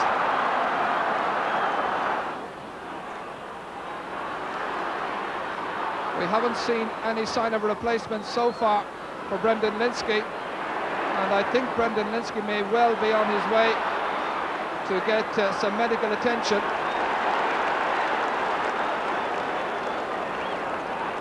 Meanwhile, Anthony Cunningham in the wars over there. It also brought coach Johnny Clifford to his feet. Quite incensed with the decision, but it's a free into Galway. So, just a point between the teams in the All-Ireland hurling final of 1986. 4 minutes of actual playing time to go to half-time. And Keady, with a sensational performance, has put the sides level. Croke Park stands and salutes a great centre-back. Tony Keady has tied up the scores. Dropping it in towards Jimmy Barry Murphy, but overhitting the pass as Jimmy was being well marshalled by Sylvie Linane. But the referee has whistled up the play, and he's awarding a free to Cork as the crowd wondered just why. So John Fenton with the injured ankle, and his one contribution that he can make, I suppose, is accurate free taking as he gives Cork the lead again. Right in the dying embers of this first half, John Fenton gives Cork a 1 point lead. So Kevin Hennessy having switched wings. Nice ball, John Commons again, he's answering all the questions. Cork, I think, felt that he was vulnerable to a high ball dropping into the square, and he's caught everyone cleanly so far. Brendan Linsky delivering the pass, despite the injury in the first half, to PJ Malloy. The Galway attack lacking a bit of method at the moment and cohesion. Too much punching, but it comes to Joe Cooney, and Cooney, it's the equaliser. They're level again, 13 points apiece, thanks to Joe Cooney, his 4th point of the match. Peter Finnerty's under it, so too Tomas Mulcahy. What a great catch, a good run by Tomas Mulcahy. He's angling for the score to give Cork a 1 point lead again, or maybe a goal. It's a goal! It's a brilliant goal by Tomas Mulcahy, and Cork go into a 1-goal lead. This was a real gritty performance, a determined run. He obviously had a goal on his mind. The angle was getting so difficult as he was followed by Tony Keady and Conor Hayes, but how about that for a finish? Right into the corner. Dennis Mulcahy down towards Teddy McCarthy. Jim Cashman says, I'll take it. Drives it in towards the forwards, in towards Jimmy Barry Murphy. The goalkeeper committed himself. Here's Jimmy Barry. Could so easily be another goal. It's a penalty. The tall full forward did everything right as the game begins to turn sour for Galway. That long inviting pass in towards Jimmy Barry Murphy. He held possession. Did he hold too long, I wonder? The defenders sandwiched him and Jimmy won the penalty. John Commons, Conor Hayes, Sylvie Linane, the men in the goal line. He misses it completely and it's a real let-off for Galway. Now after that, can they turn this match around as Ger Fitzgerald totally missed the penalty chance? Tony O'Sullivan in towards Kieran Kingston. There's the shot, it's a point! The young substitute from Tracton gets the point. Cork are into a 4-point lead. No Lane. Trying to get the kind of supply from midfield that he likes. Towards PJ Malloy, he got a lovely goal like this the last year. He gets a point this time. Making a valuable contribution since coming on at half-time. PJ Malloy then, with that point, means there's just a goal between them and a nice pass delivered from no Lane. Jim Cashman. Towards Kieran Kingston. Favouring Kevin Hennessy. Is there a goal on here? Yes! Oh, what a great goal! That's one of the goals of the year.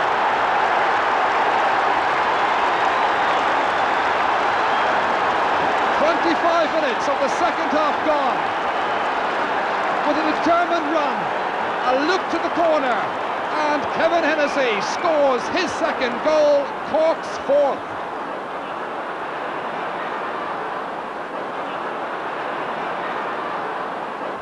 So Joe Cooney, the man down there in the green helmet, can he inspire them?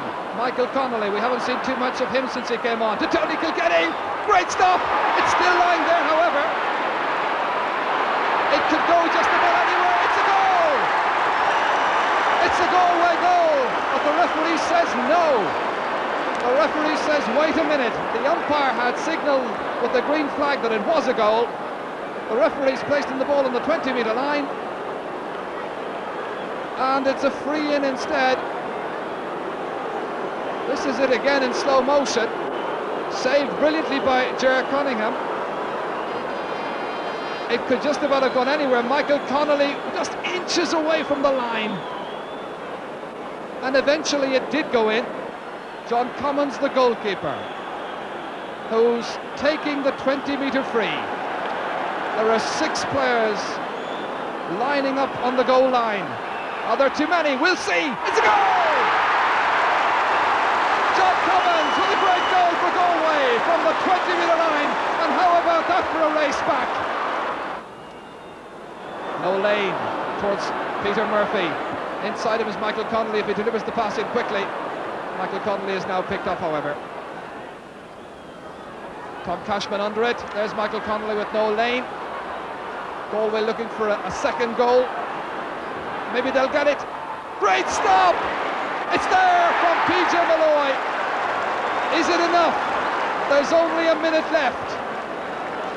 PJ Malloy scores it after Ger Cunningham had saved a shot from Tony Kilkenny at point-blank range, and Malloy was on hand to finish it into the corner.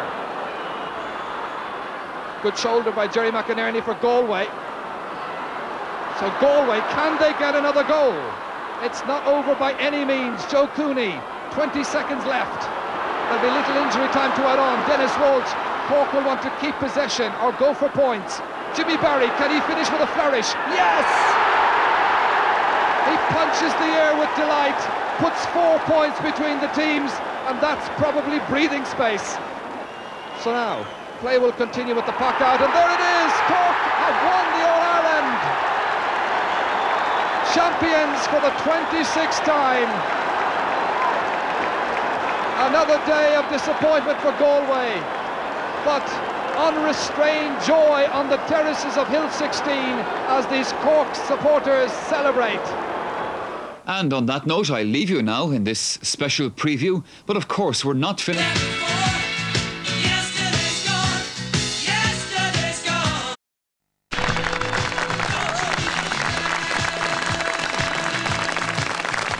Hello. You're very welcome indeed to our studios here in RTE for our hurling final special. On the eve indeed of these two hurling finals, Cork and Kilkenny, of course, in the minors, Cork and Galway in the senior game tomorrow. Now, as I'm sure you'll gather a little bit later on when you hear them, we have one or two Cork people with us here tonight. They've managed to struggle in, and we have a few over from the west as well, I might add. I might as well tell you at this stage, most of them are outside because they didn't actually get to make it into their seats before we went on air, but they'll be creeping in gradually as we go on through the programme. OK, we have a lot of interesting things in the programme for you tonight, but there's something slightly different, not unconnected to tomorrow's final, which is also included, and that's an auction. Now, that auction is for the Gold charity, the charity for the Third World. It's a beautiful bronze statuette, specially sculpted for this particular weekend. Now, to raise money for Gold tonight on the programme, obviously we'll accept bids for this. 809 779 is the number to ring. 01, of course, if you're outside Dublin. Don't ring any other number at all in RTE. 809 779 is the number to ring if you want to make a bid for that. Now, we already have a bid of £1,400, so it'll have to be something over that. The audience are not excluded from making a bid on this, of course, either. We'll be hearing from them maybe a little bit later on. There's some well-heeled people in this audience tonight, I can tell you. OK, we have music, chat, entertainment, some special guests for you to meet as we go along on the programme. But of course, they've been coming up in their thousands from the south and over from the west all over this weekend. They've been coming by trains, by buses, by cars. They've been coming down the canal. They've been coming by asses and carts, some of them, all to be here in Dublin on this special weekend. And of course, the teams themselves, well, they've also been making that journey for the big match. Houston Station. I was actually down in Houston Station myself just before the Cork team came, but I decided to leave it just in case anybody would accuse me of bias and being there to welcome the Cork team, or to accuse me of trying to put them off, for that matter. Here they were then, arriving this afternoon at Houston Station for the big game, minors and seniors both, and of course they brought a few supporters along with them as well.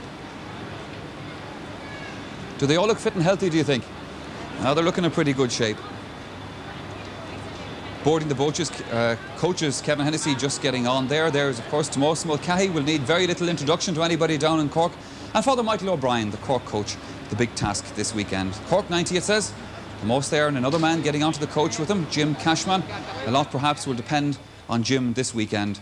So then they made the journey this afternoon across from Houston Station by coach across the town over to stay. Well, I can tell you that it's no secret that they're staying, in fact, this weekend in the Burlington Hotel. Now, one thing that I should mention to you, the Burlington Hotel, the general manager there, he's a Galway man. So if anybody here is staying in the Burlington Hotel, anybody watching staying in the Burlington Hotel tonight, if there's a fire alarm drill at about 5 o'clock in the morning, well, you'll have an idea why that took place. All right. Well, if the sight of your heroes there preparing to give their all for the cause has sent a thrill of excitement rushing through you, then let us steady your nerves with a little bit of music.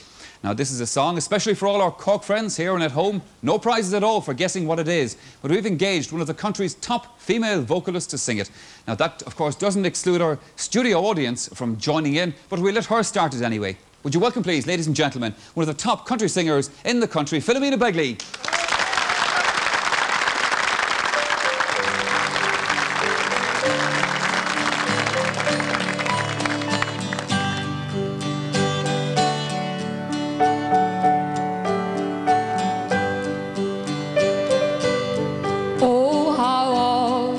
Do my thoughts in their fancy take flight to the home of my childhood, away to the days when each patriot's vision seems bright, ere I dreamed that those days should decay. Let's hear y'all sing. When my heart was as light as the wild winds that blow down the Mardike on each elm tree, where we sported and played 'neath the green leafy shade on the banks of my own lovely lea, where we sported and played 'neath the green leafy shade on the banks of my own lovely lea. Now I want to hear everybody sing here in the next part of it. All the Cork people. And I'm a Tyrone woman singing a Cork song, remember that?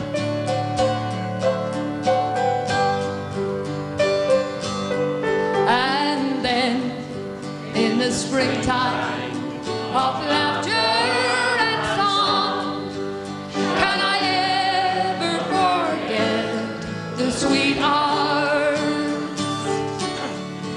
with the friends of my youth as we rambled along amongst the green mossy banks and wildflowers. Then too, when the evening sun sinking to rest sheds its golden light over the sea, the maid with her lover, the wild daisies pressed on the banks of my own lovely lea, the maid with her lover, the wild daisies pressed on the banks of my own lovely lea.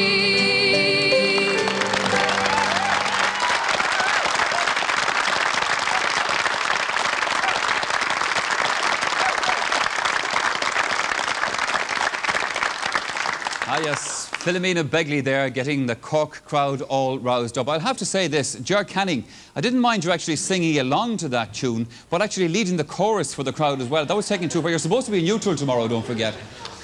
All right, well, with me now are two men who are no strangers to Croke Park on All-Ireland final day. We have Joe McDonagh, who of course gave us that heart-stirring rendition of the West's Awake in the Hogan stand on the day that Galway won their historic 1980 title. And we have the Cork County Board Secretary, Frank Murphy. Gentlemen, you're welcome both. Joe, let me take you back to 1980, a very special day, obviously, for Galway. We remember Joe Connolly's speech, and we remember you singing the West's of the Wake, albeit slightly out of tune on the day, but it must have been a great day. Oh, it certainly was, Michael. I don't think we'll remember the rendition of the West's Awake for its musical quality, but certainly it was all spontaneous, and I would say Joe would say the same thing about even his speech, that there you had spontaneity unleashed as a result of years and years of being beaten, defeated, and the tremendous and long hurling tradition that is in Galway had finally at last, as it were, unfurled, and you know, there was tremendous. There was as much of a release about it as a joy you felt for Galway on the day. Oh, there was, and I think Father Iggy made the point, and indeed Sean, that during the week, I think in various previews that they did on the match, that the biggest problem perhaps we had during the 70s is that there was that aura of disbelief about our performances at times, that we hadn't just enough self-belief to come and make the big breakthrough. Sure. I suppose another fact that made 1980 special to you was there was never to be a day like that for you again. Oh, exactly, and you know, it's something you will cherish for life, really, being there, part of a squad that, and we had been a family for some time. It had taken, you know, something like 6 or 7 years for that team to come through, and in fact, you might even say there was a second team there come 1980. So it's a memory that I will never forget, and I believe my colleagues and indeed the people of Galway will never forget either. Sure. Well, Frank Murphy, I know at the moment you are searching your brain, because I put a question to Frank before we did this little piece, and I asked him, could he remember how many times he's been to Croke Park with footballers and hurlers in Cork on All-Ireland final day? It must have been a long time, Frank. Many times, I think, all right, Michael, but I think about 12 occasions since I became secretary. Yeah. Between hurling and football, and I was referee on 2 occasions then also, right, yeah. so that... Does it become a little bit of a drill after a while, or is each one special? I think every All-Ireland final is very exciting. You know, it's great national feeling about it. It's a great occasion, and every one of these games that have been played, that we have contested finals, the ones we won and the ones we lost, they have nevertheless been great memories really for everyone, I suppose, that partook of these occasions. Right, so Frank, a quick question for you. This weekend, are Cork going to do it? Well, I hope so. Last year when we were talking about our footballers being on top, and you were saying how difficult it was for a county to have two teams going well. Well, we're very pleased that we have come through in hurling this year, and our footballers are there in 2 weeks' time. It will be a very sweet one for us. We've come from a position of being no-hopers, as most people would say, at the beginning of the year, to being in the final, and it would be a very cherished success if we were to win. I'm sure it will. For the moment, Frank Murphy, Joe McDonagh, thank you very much indeed. Thank you.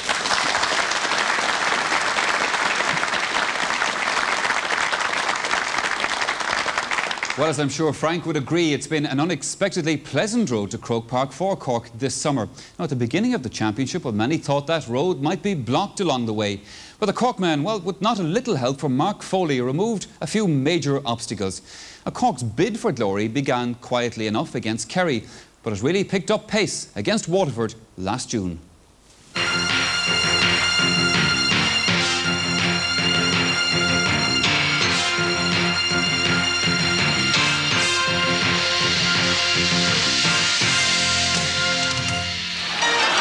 Setting up Brendan O'Sullivan. Still O'Sullivan. Just needed a touch inside, and Kevin Hennessy has got another goal. Mark Foley once again raiding dangerously from Waterford's point of view. Inside to Ger Fitzgerald, and the fourth Cork goal. Fitzgerald 2 goals, Kevin Hennessy 2 goals.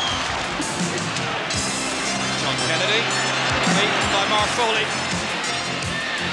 The tall man trying to make his presence felt, and doing so with a vengeance. He's got his second point.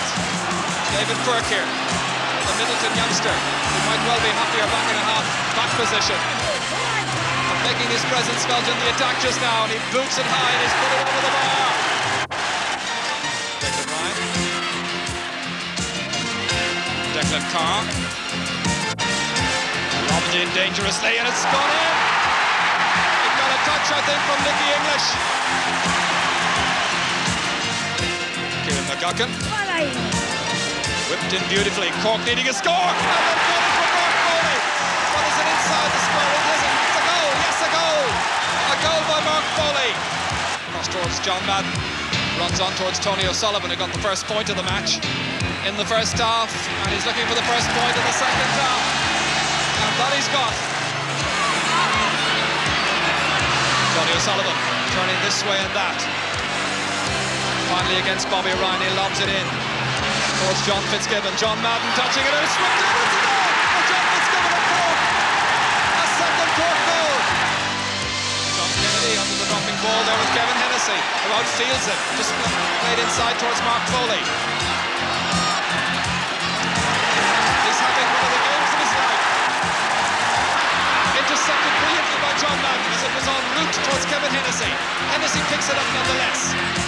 John Fitzgibbon to Mark Foley. Oh, can he seal it with another goal? It's denied. It's a goal! It's a goal!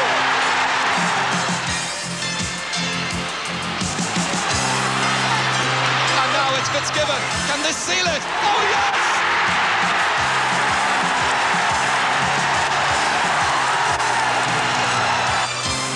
David Quirk. On to Brendan O'Sullivan in space. Tony O'Sullivan to his left. This is O'Sullivan. The piercing man high and straight over the bar. Definitely has the beating of this Antrim defence as John Fitzgibbon tears through. He's straight through. Bullet! Oh, great goal! Down on the far side, Kieran Barr. Oh, a magnificent goal! Comes back to Tony O'Sullivan, and Patterson, a brilliant save. They'll be proud of you in the Glens of Antrim. Comes inside to Ger Fitzgerald. This is Tony O'Sullivan. Oh, magnificent save, Niall Patterson. Yes, indeed. A few people in the audience enjoying that, I can tell you.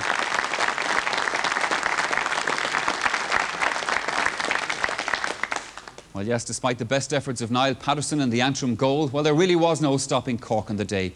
Well, now I'd like you to welcome two men who've played their part in Cork's successes over the years, both as players and as coaches. We have Johnny Clifford and Dennis Coughlan. Now, Dennis, a player from the 70s who perhaps will have some thoughts on the pressure facing Teddy McCarthy and Dennis Walsh over the next fortnight as dual players.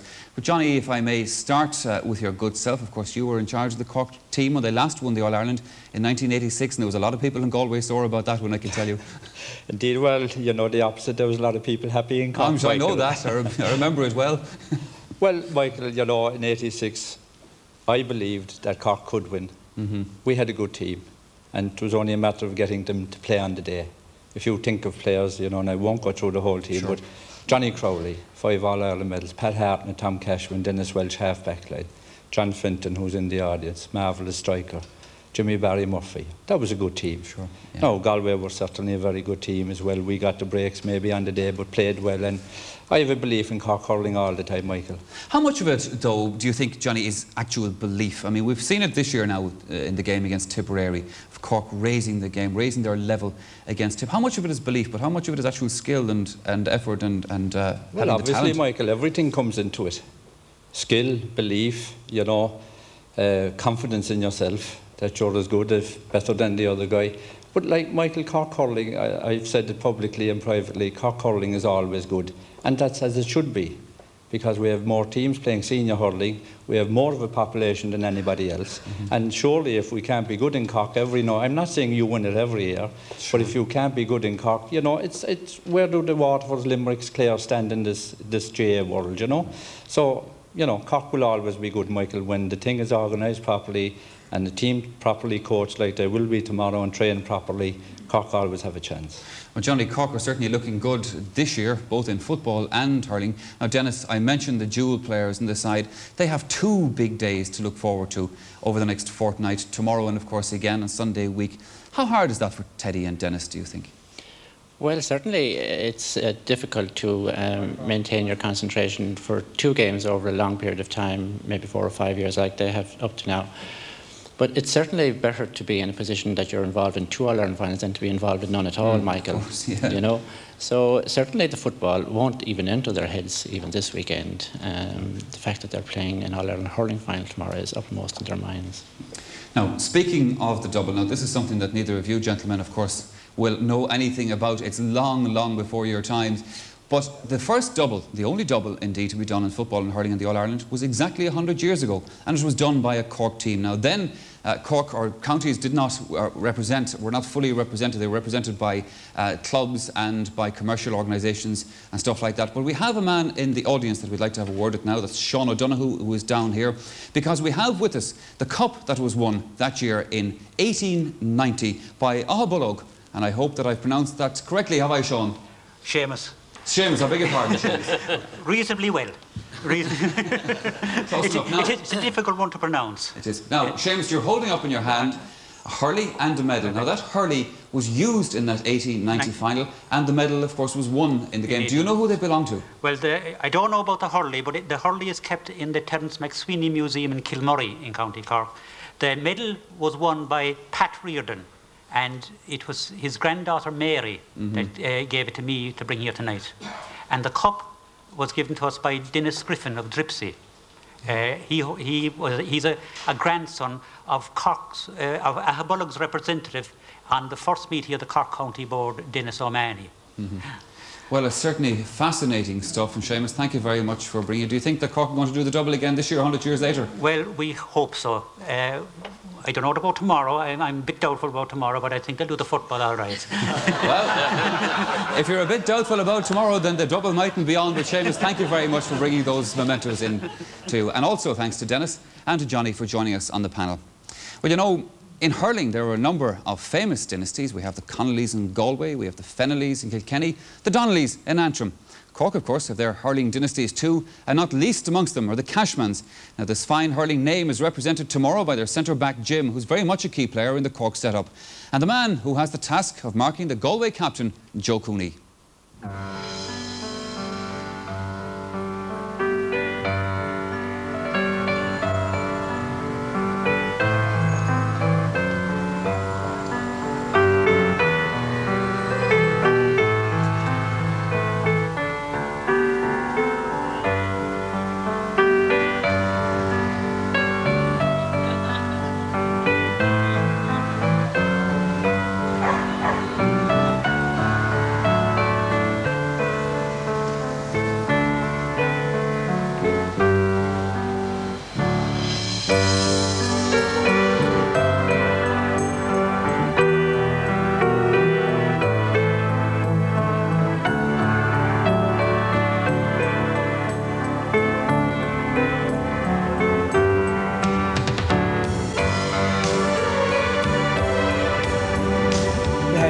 Blackrock Castle, famous landmark, and of course up the road is Park Equive, where all the famous matches, Munster finals and other type of games. Yeah. Well, of course, you grew up only a puck of a ball away from Páirc Uí Chaoimh here in Blackrock. What kind of a place was it to grow up in? What's Blackrock like? It's lovely. It's a fishing village, really. It's a lot of fishing go on, and up the road then we used to have Fords and Dunlops. It's given employment to an awful lot of Cork people. Yeah. And of course Blackrock Hurling Club. My father used to play in 1954, 55. He doesn't go on since 56. We just played outside the house. Used to be a crack in the house, and we used to hit the ball, myself and Tom, hitting the ball, trying to hit the ball through the crack. It was just, used to be a hurley in the kitchen, all over the place. You're the meaning in my life. You're the inspiration. You bring feeling to my life. You're the inspiration. Wanna have you near me. I wanna have you hear me say it. No one needs you more than I. No one needs you more than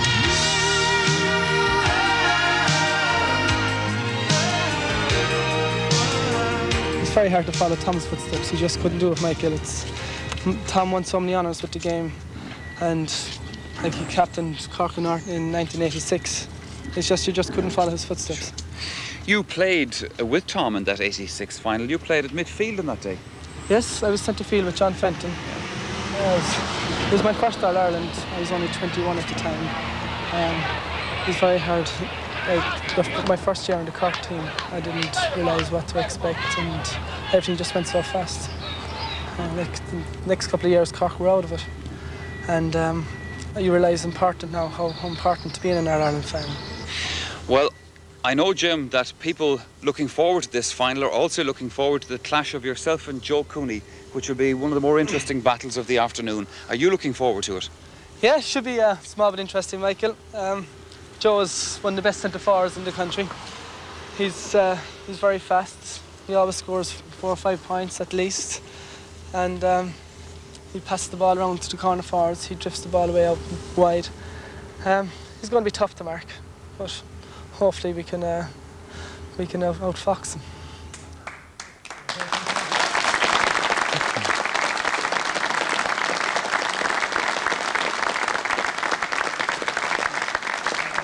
A small bit interesting, I'd say it definitely will be. There's no doubt about that at all. Jim Cashman, Cork centre-back.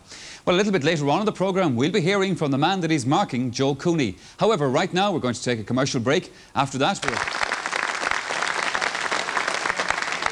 and you're welcome back again. Grand. Well, now we've just had 3 grand minutes of people waving at themselves in the monitor while we were actually off the air. So we have music coming up in a moment, but first, news of our auction. Now, to remind you, we're looking for bids on this specially sculpted bronze statuette. The money that we receive will go to Goal, the Third World charity. We were hoping to have a highest bid for you at the moment, but in actual fact, we don't, and the reason we don't is that we're having trouble getting through to the number ourselves. It's a little bit busy at the moment. It's out in the Goal office, so you'll have to bear with us on that. Now, if you want to make a bid, here's the number to ring. It's 01 if you're outside the Dublin area, 809 779. It's a unique piece of bronze casting, specially designed by Jarlath Daly for this hurling weekend, and of course a very important cause will benefit. But next, as they say, a song, and we welcome from Galway a group with very definite hurling connections. The Power twins are sons of Bernie Power, who hurled for Galway in the 40s and the 50s, while the other member is a son-in-law of another well-known hurling name in the county, that's Jimmy Dugan. Would you welcome, please, Clada?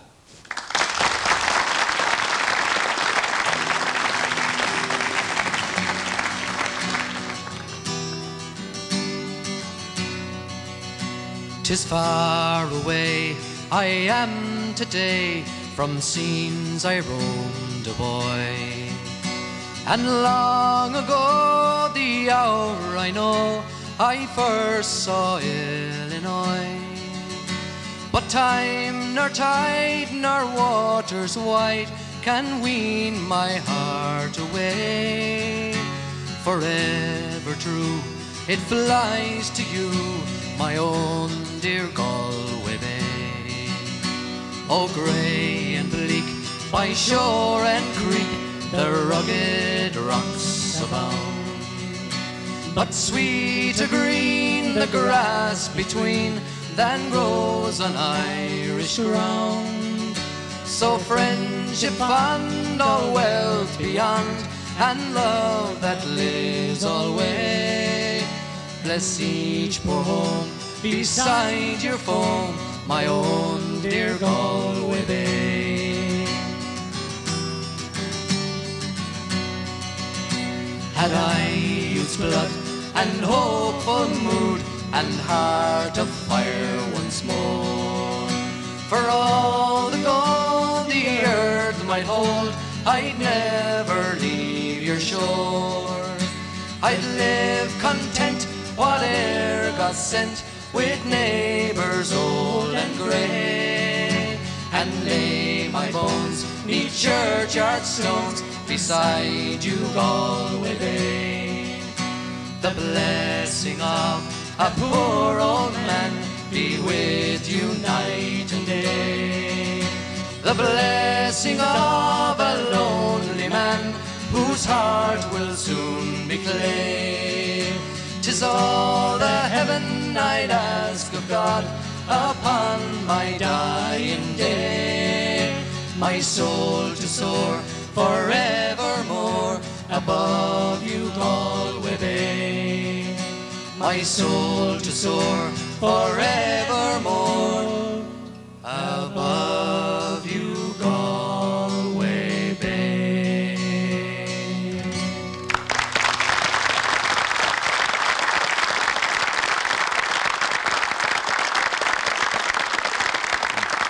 Yes, all the way from Galway there, decked out in their maroon and white, that was Claddagh. Now, we do have news of the auction. A pigeon has just made it in from the Goal offices, £1,900 from a Cork supporter. That's the latest bid we have on that. If there's no point in the Galway crowd rumbling like that, it's money we want, not rumbles. If you can top that bid of £1,900, 809 779, the number to ring. Well, now it's my pleasure to introduce the President-elect of the GEA, Peter Quinn, and also the outgoing President, John Dowling. Would you welcome them both, please?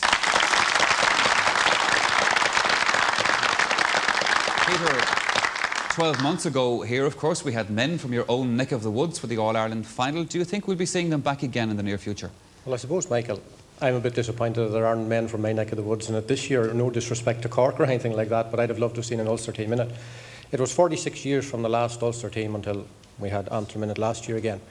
I'm pretty confident it won't be 46 years until we see another Ulster team. It may not be Antrim, of course, because the standard in Derry and Down has improved dramatically over the last 5 years or so. But I expect to see an Ulster team in. Maybe I'd have the opportunity of presenting the Liam McCarthy Cup to an Ulster. Yes, yeah, that'd be a nice one, wouldn't it? That'd be great. Yeah. You're obviously looking forward to your tenure as president? I'm looking forward to my tenure as president. I suppose to some extent I'm a little bit scared of what's ahead of me, but yeah, I'm looking forward to it. Yeah, difficult times ahead perhaps with the GEA? Probably, but I don't think that there are any challenges that we're not capable of tackling, and we'll overcome them. Mm-hmm. Well, John Dowling, I suppose there'll be a certain sadness for you in this weekend and the hurling final or the football final weekend, because it will mark your end, if you like, as the president of the GEA. Have you enjoyed your 3 years? Yes, has been very enjoyable for me. My visits to schools, county boards, clubs, meeting some, what I could say, really wonderful people, and the courtesy with which you're received. Every place that you go is something that I have deeply appreciated anyway. But John, of course, you still have many tasks to perform as GEA President, because your office doesn't end for another couple of months yet. And of course, you will present the Liam McCarthy tomorrow, and you'll also be there for the football final in a fortnight's time. Who do you think you'll be presenting that cup to tomorrow? He asked me not to ask him this now, but... Well, I suppose the easy way out and... no, there's no easy ways out in this now. And to try and get on people's good side on both sides. Galway possibly in hurling and Cork in football.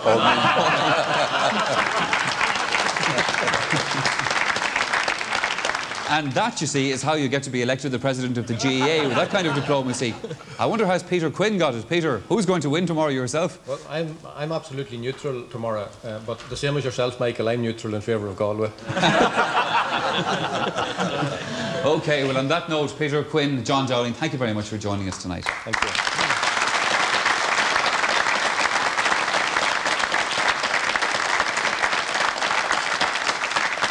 Yes, well, Galway people won't need any reminding that 1989 wasn't exactly kind to the county in hurling terms. However, a new championship year brought renewed enthusiasm. Or perhaps it wasn't fully harnessed in the All-Ireland quarter-final against London, but it was Leinster champions Offaly who were the unfortunate ones to feel the heat of Galway's fire.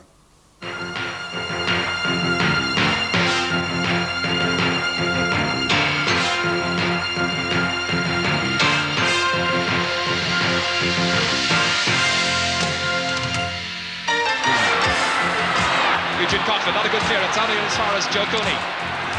That's the opening score. Jerry McInerney has fetched everything that's come down that quarter so far. He's been absolutely inspiring at left half back. Cooney likewise in attack. Michael Coleman for Galway, trying to embellish a first half performance which has now seen them reach their 7th point. Michael Coleman scores.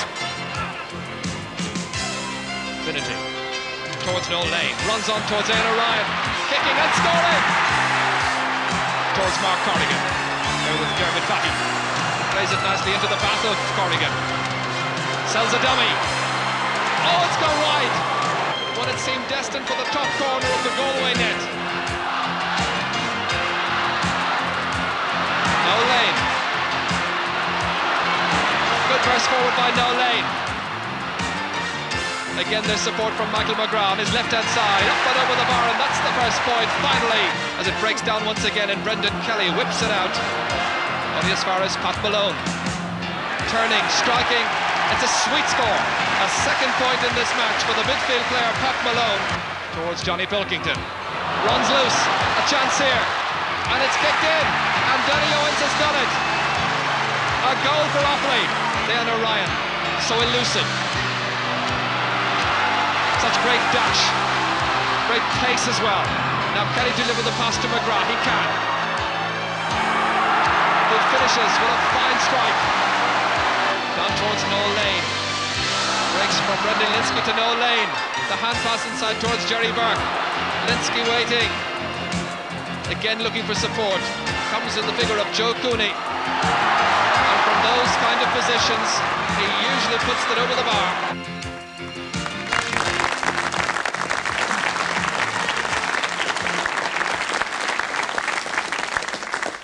Yes, Galway's emphatic victory over Offaly there, and I know that my next two guests enjoyed looking at those clips. We have the captain of the 1980 team, Joe Connolly, and a man still very much involved in the team, that's Conor Hayes. Welcome them both, please.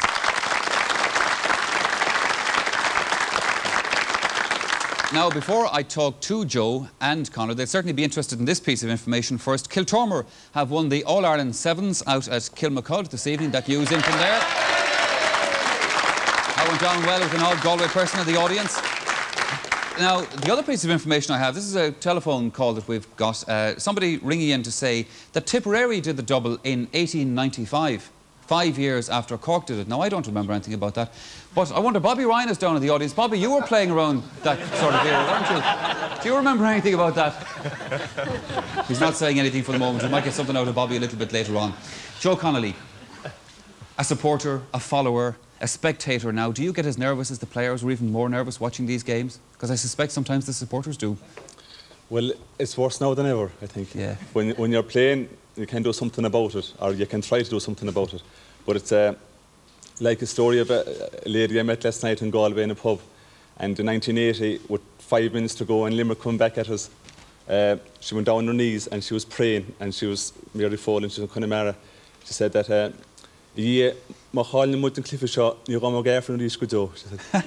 God, if we lose this game, I'll never go to Mass again.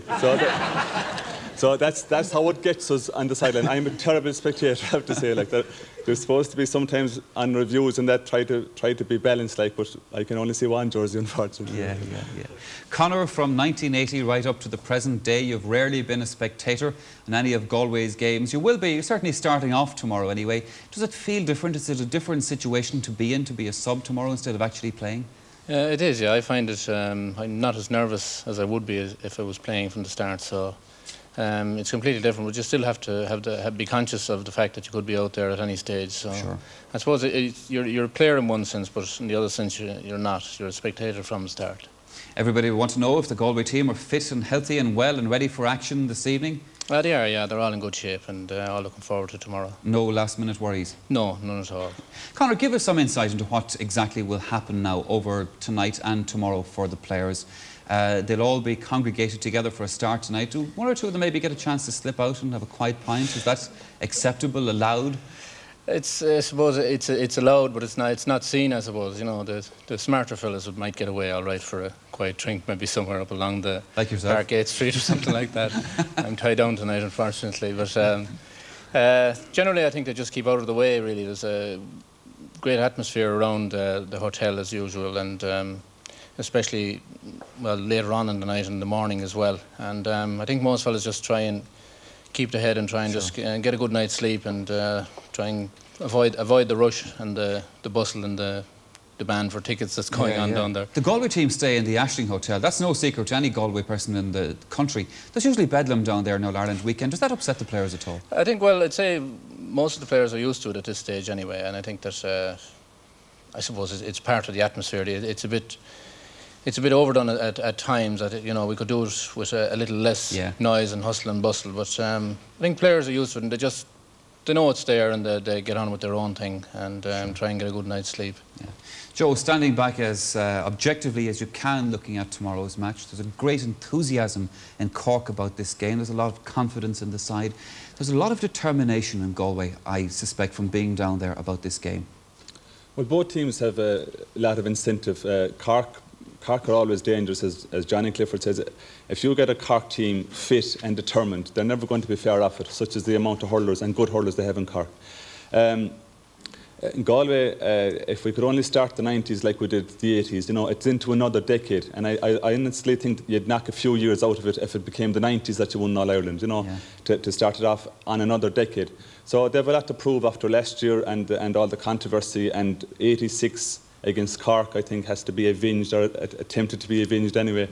So there's a lot of incentive for both teams, but I think it'll be all the way to the fence tomorrow. I think it'll only be a puck of the ball in it. Yeah, well, you could be right. Joe Connolly, Conor Hayes, thank you very much both, especially Conor, for joining us here in the programme tonight. Thank you.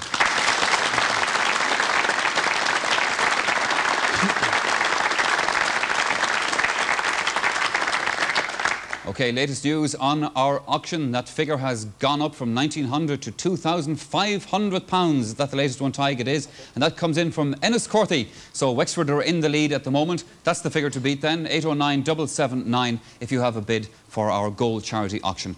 Well, a little bit earlier on in the programme, we heard from the Cork centre-back Jim Cashman. He's the latest member of a famous hurling family to wear the red and white. But the man that he'll be marking on Sunday, well, that's Joe Cooney. He also comes from a famous hurling family in Galway. Jim Carney went to meet the Galway captain at his home in Bullane. That's close to those legendary fields of Athenry.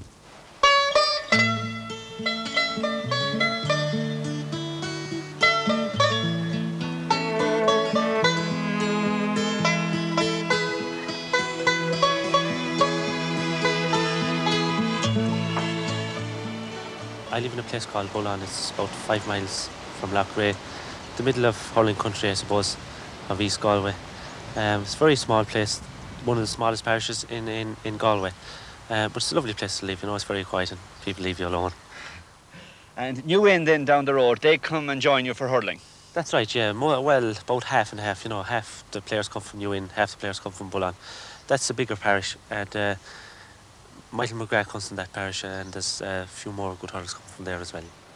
There was 6 lads of us in the family, and we used to play out there in the back garden there where the orchard is, and there was a hole in the wall, a window as we used to call it, but it was often the wrong window we used to break, and the mother would get at us, but that's where we started, in the back garden. And if you ever ran out of slitters or tennis balls or anything, I suppose a few apples might have come in handy. That's right, they would come in handy, but they mightn't last too long either. We all the time, you know, be it whatever we were at, going for the cows or at sheep or at cattle or whatever, we used to have the hurling and the ball in our hand and be all the time pucking with it, you know. There used to be a few fellas up the road, the Broadricks up there, and we used to have a 7-a-sides here. It used to often get tough, but we had great crack and it was enjoyable in those days, yeah. And did it get tough with the brothers even, yeah? Oh, sometimes, yeah. Sometimes if a fella got a lash, he'd get mad and he'd draw back and we'd have to get out of it then, you know, before anybody get hurt. Well, Joe, I know from talking in particular to Michael McGrath and from talking to yourself down through the years that the club Sarsfields here means an awful lot to you. Yes, Jim. Basically, that's where we started our hurling with the Sarsfields club, and it has been very good to us, so we owe a lot to our club. There were 6 of us playing this year in the county final and we happened to win it. We were probably lucky enough to win it on the day, but it's a great honour to have 6 on any team, and we were delighted with that. You're the meaning in my life. You're the inspiration. You bring feeling to my life. You're the inspiration. Wanna have you near me. I wanna have you hear me say it. No one needs you more than I. No one needs you more than I'm a farmer myself. I do mixed farming, you know, cattle and sheep. It's a 7-day-a-week job basically, and you can find yourself at any job any day of the week. We cut our own turf. We basically look after ourselves, vegetable-wise, potato-wise, all that. And I think it has been a good year for us. It's probably very hard to find time with training, matches at weekends, things like that, you know.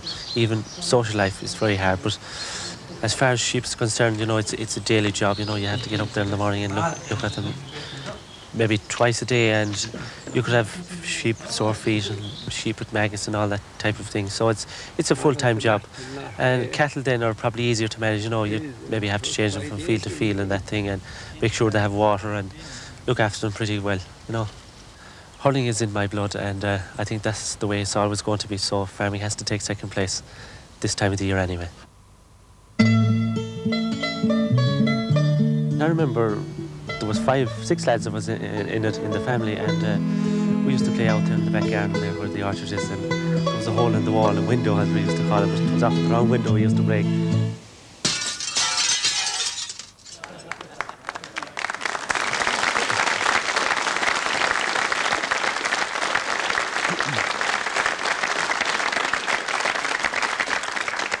Yeah, so whatever about the windows down there, look out the sheep. Well, now I'd like to introduce a man that's in a very different role tonight than he was 12 months ago. That's Bobby Ryan, who was Cork captain, of course, last year in the All-Ireland final.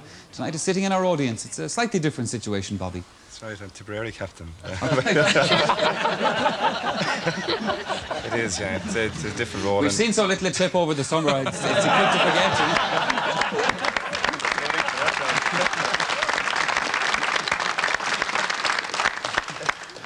But it is a different role, and no, I'd love to wind back the clock, but I can't. I'd love to be in the Burlington tonight, getting ready for the game tomorrow. But that's the way. Things didn't go too well for us this year. There's always next year, and but that's just the joys of hurling. I'd say I'd like to wind back the clock a couple of months just to that Munster final. People say Tip were caught on the day. Is that fair to Cork? Were they good? Yeah, I think Cork played well on the day. I don't think we did ourselves justice. Just things didn't go well for us on the day. I don't want to take anything from Cork. They're a fine team, and they beat us fair and square, and we can't have any arguments about it.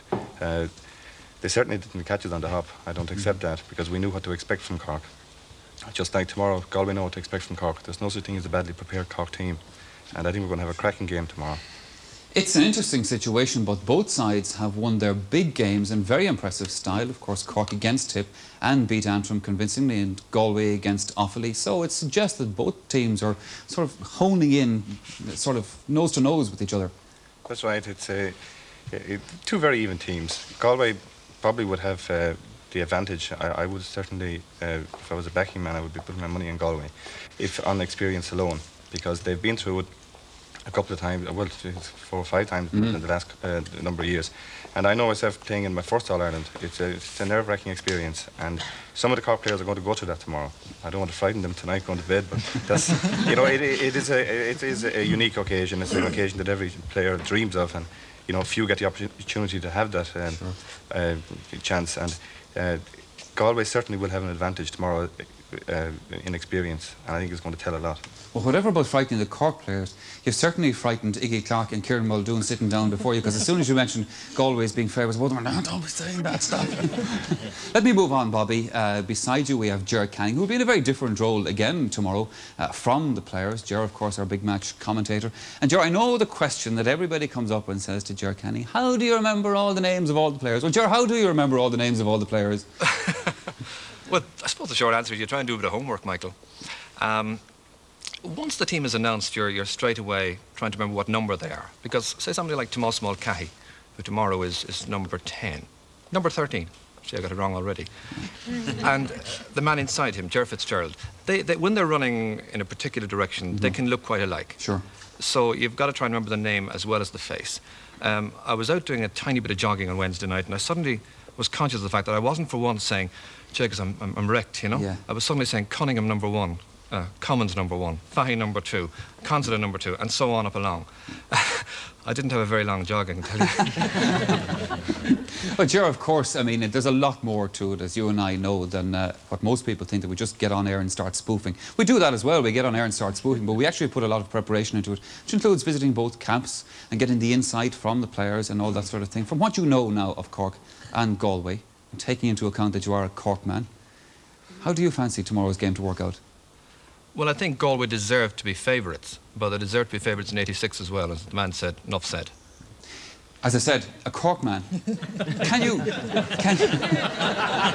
we'll just pass on that one quickly, don't encourage him. Can you leave, and of course you can't, because you've just put it through, your Cork prejudice out of this? When you get that microphone in your hand, are you still a Cork man? Well, it's natural that we all have to come from some place, unless you come from... Yes, you're unfortunate enough to come from Cork, yeah. I mean, your good self, you'll be there with the maroon flag as well, but professionally we'll do it as well as we possibly can.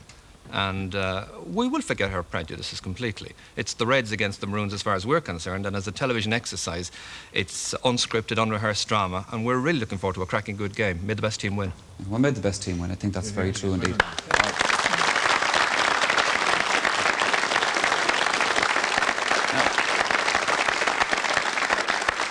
I'll have to tell you this, they're either very poor down in Galway or very slow to the telephone, but there's another bid in from Cork for our gold charity for our bronze statuette, and it's now gone up to £3,500. That bid has come in from Cork. OK, well, Ger Canning may have his homework done and be an expert on the hurlers and the teams playing at Croke Park tomorrow, but there is one thing that Ger Canning or I could never tell you, and that's exactly what it's like to run out onto the field there at Croke Park on All-Ireland final day. In actual fact, it reminds me, I remember 1983, I was doing radio at the time. I was presenting the radio programme from Croke Park, and that was Cork and Kilkenny, I remember, in that final. And one of the guests that I had in the programme was Gareth Edwards, who was the wedge scrum half. And I remember asking him a question. I said to him, Gareth, you know, hurling is a tough game, rugby is a tough game. Now, you've played rugby at the very top level, but I wonder, this is the first time you'd ever seen a hurling match. I wonder, Gareth, how would you feel yourself about being down there on that pitch today in Croke Park with a hurley in your hand? And he looked at me in the eye and he says, I tell you, boy, he said, I wouldn't fancy being down there without a hurley in my hand. Sums it up, I tell you.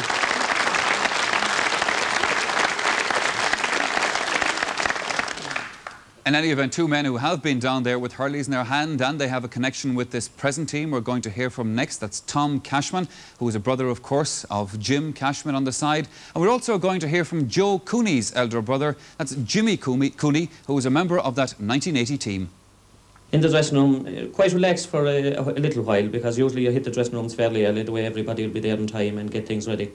Then you start to get your stuff out of the bag, and it's togging out time, and the build-up for the game, of course. Then the coach gets you psyched up and gets you ready for the occasion that's going to take place in just over maybe 10-15 minutes. You have the likes of John Kidd Cronin, Dr. Con Murphy. These are the kind of times when these people are very important to a team, to crack a few jokes, quieten them down. But you find some players, they sit down on their own, think what they're going to do, but mostly they just want to get out there and get out in the field and get the match going. There'll be a lot of tension. Players will be very, very keyed up in the dressing room. Possibly nervous as well. You know, each player, no matter what they'll say to you beforehand, they're bound to feel a bit nervous. But when you're strict daylight in Croke Park, you'll release all that tension off yourself. It all gets released, and you get out there and you know there's a job to be done, and that's the job you have to do on the day. You're kind of walking around the parade and you're kind of looking up in the stand, or some people have their eyes closed. But it all leads up to a fantastic day. An All-Ireland final, as a Munster final, it's a stage, and players can make names, they can be destroyed on the day, but it's an occasion that anybody would love to be involved in. From juvenile, minor up, it's the highest honour you can get is to represent your county in an All-Ireland final. The national anthem can be a very unnerving time in Croke Park. It's the one time where there's complete silence and you're standing there. You just think to yourself, I hope to God that everything goes well for me today. and you're just waiting that that national anthem will be over and the ball's run in and you could just get on with the game. I'd love to be out there. Great occasion. Unfortunately, time catches up with everybody, and stand is as good a place as any now to watch it. When you have won, I mean, the sheer delight of it is something unreal. You know, for any player, irrespective of whether he has an All-Ireland won before or not, to win it in All-Ireland on any occasion is absolutely fantastic. It's relief as well. It's the year's work, you know, has reached fruition, and it's a fantastic thing, you know, the achievement of it all.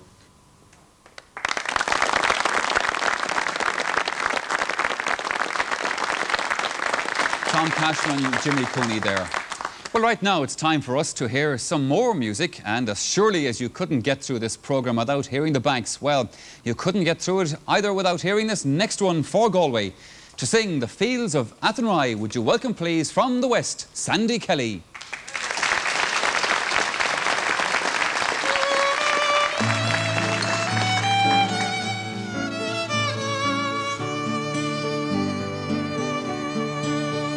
By lonely prison wall, I heard a young girl calling,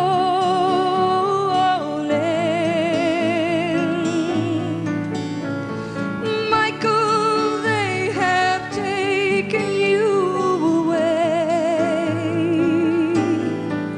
for you stole Trevelyan's corn, so the young might see the morn.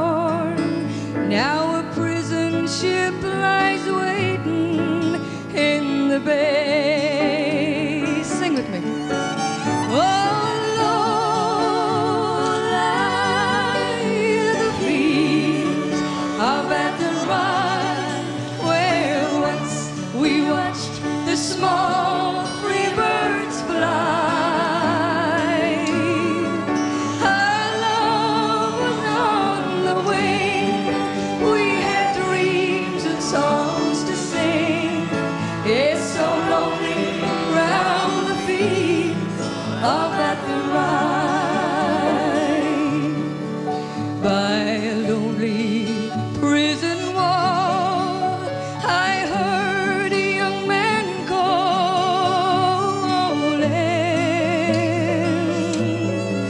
Oh, nothing matters, Mary, when you're free. Against the famine and the crown, I rebelled, they cut me down. Now you must raise our child with dignity. Oh, Lord, lie the fields of Athenry, where once we watched the small free birds fly. Our love was on the wing. We had dreams and songs to sing. It's so lonely round the fields of Athenry. By lonely harbour wall, she watched the last star falling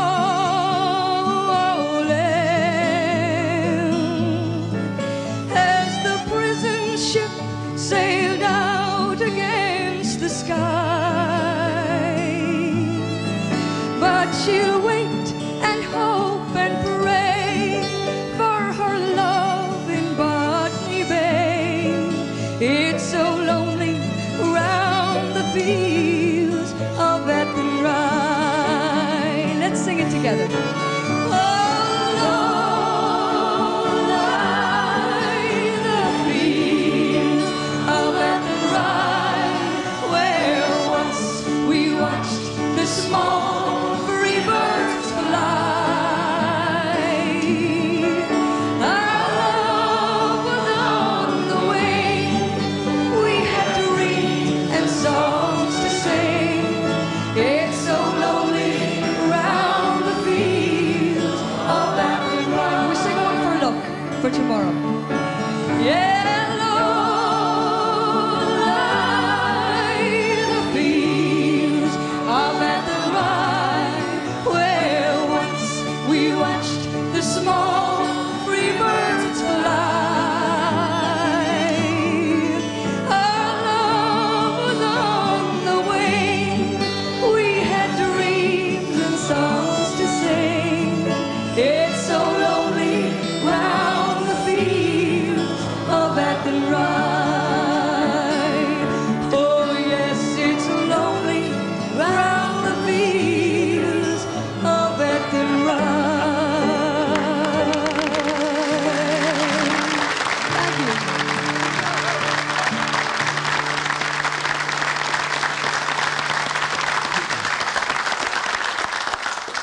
Ah yes, an ecumenical version of the Fields of Athenry there. Cork people joining in with that one as well. John Fenton was giving it a great old blast with the lungs there behind me during that.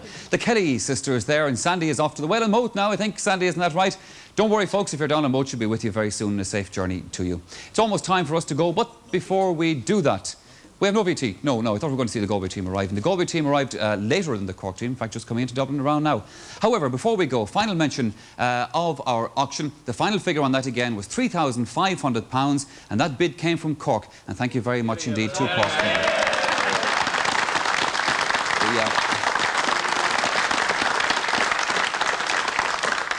The charity goal will benefit from that, and I will also tell you that the trophy will be signed on Monday by the captains of both sides at the official function in the Royal Hospital in Kilmainham. So on that note, during the pieces of VT here, this crowd here behind me kept saying, where's the drink, where's the drink? I have to go and get them a drink right now before they get rowdy and try and throw them out a little bit later on. I promise you though, I will be back again tomorrow because, of course, we are live on the air with the All-Ireland Hurling Finals. The minors of Cork and Kilkenny at 1:30 and of course the seniors of Cork and Galway at 3:30. But we will be on the air live on Network 2 from... The Cork fans are jubilant after this afternoon's All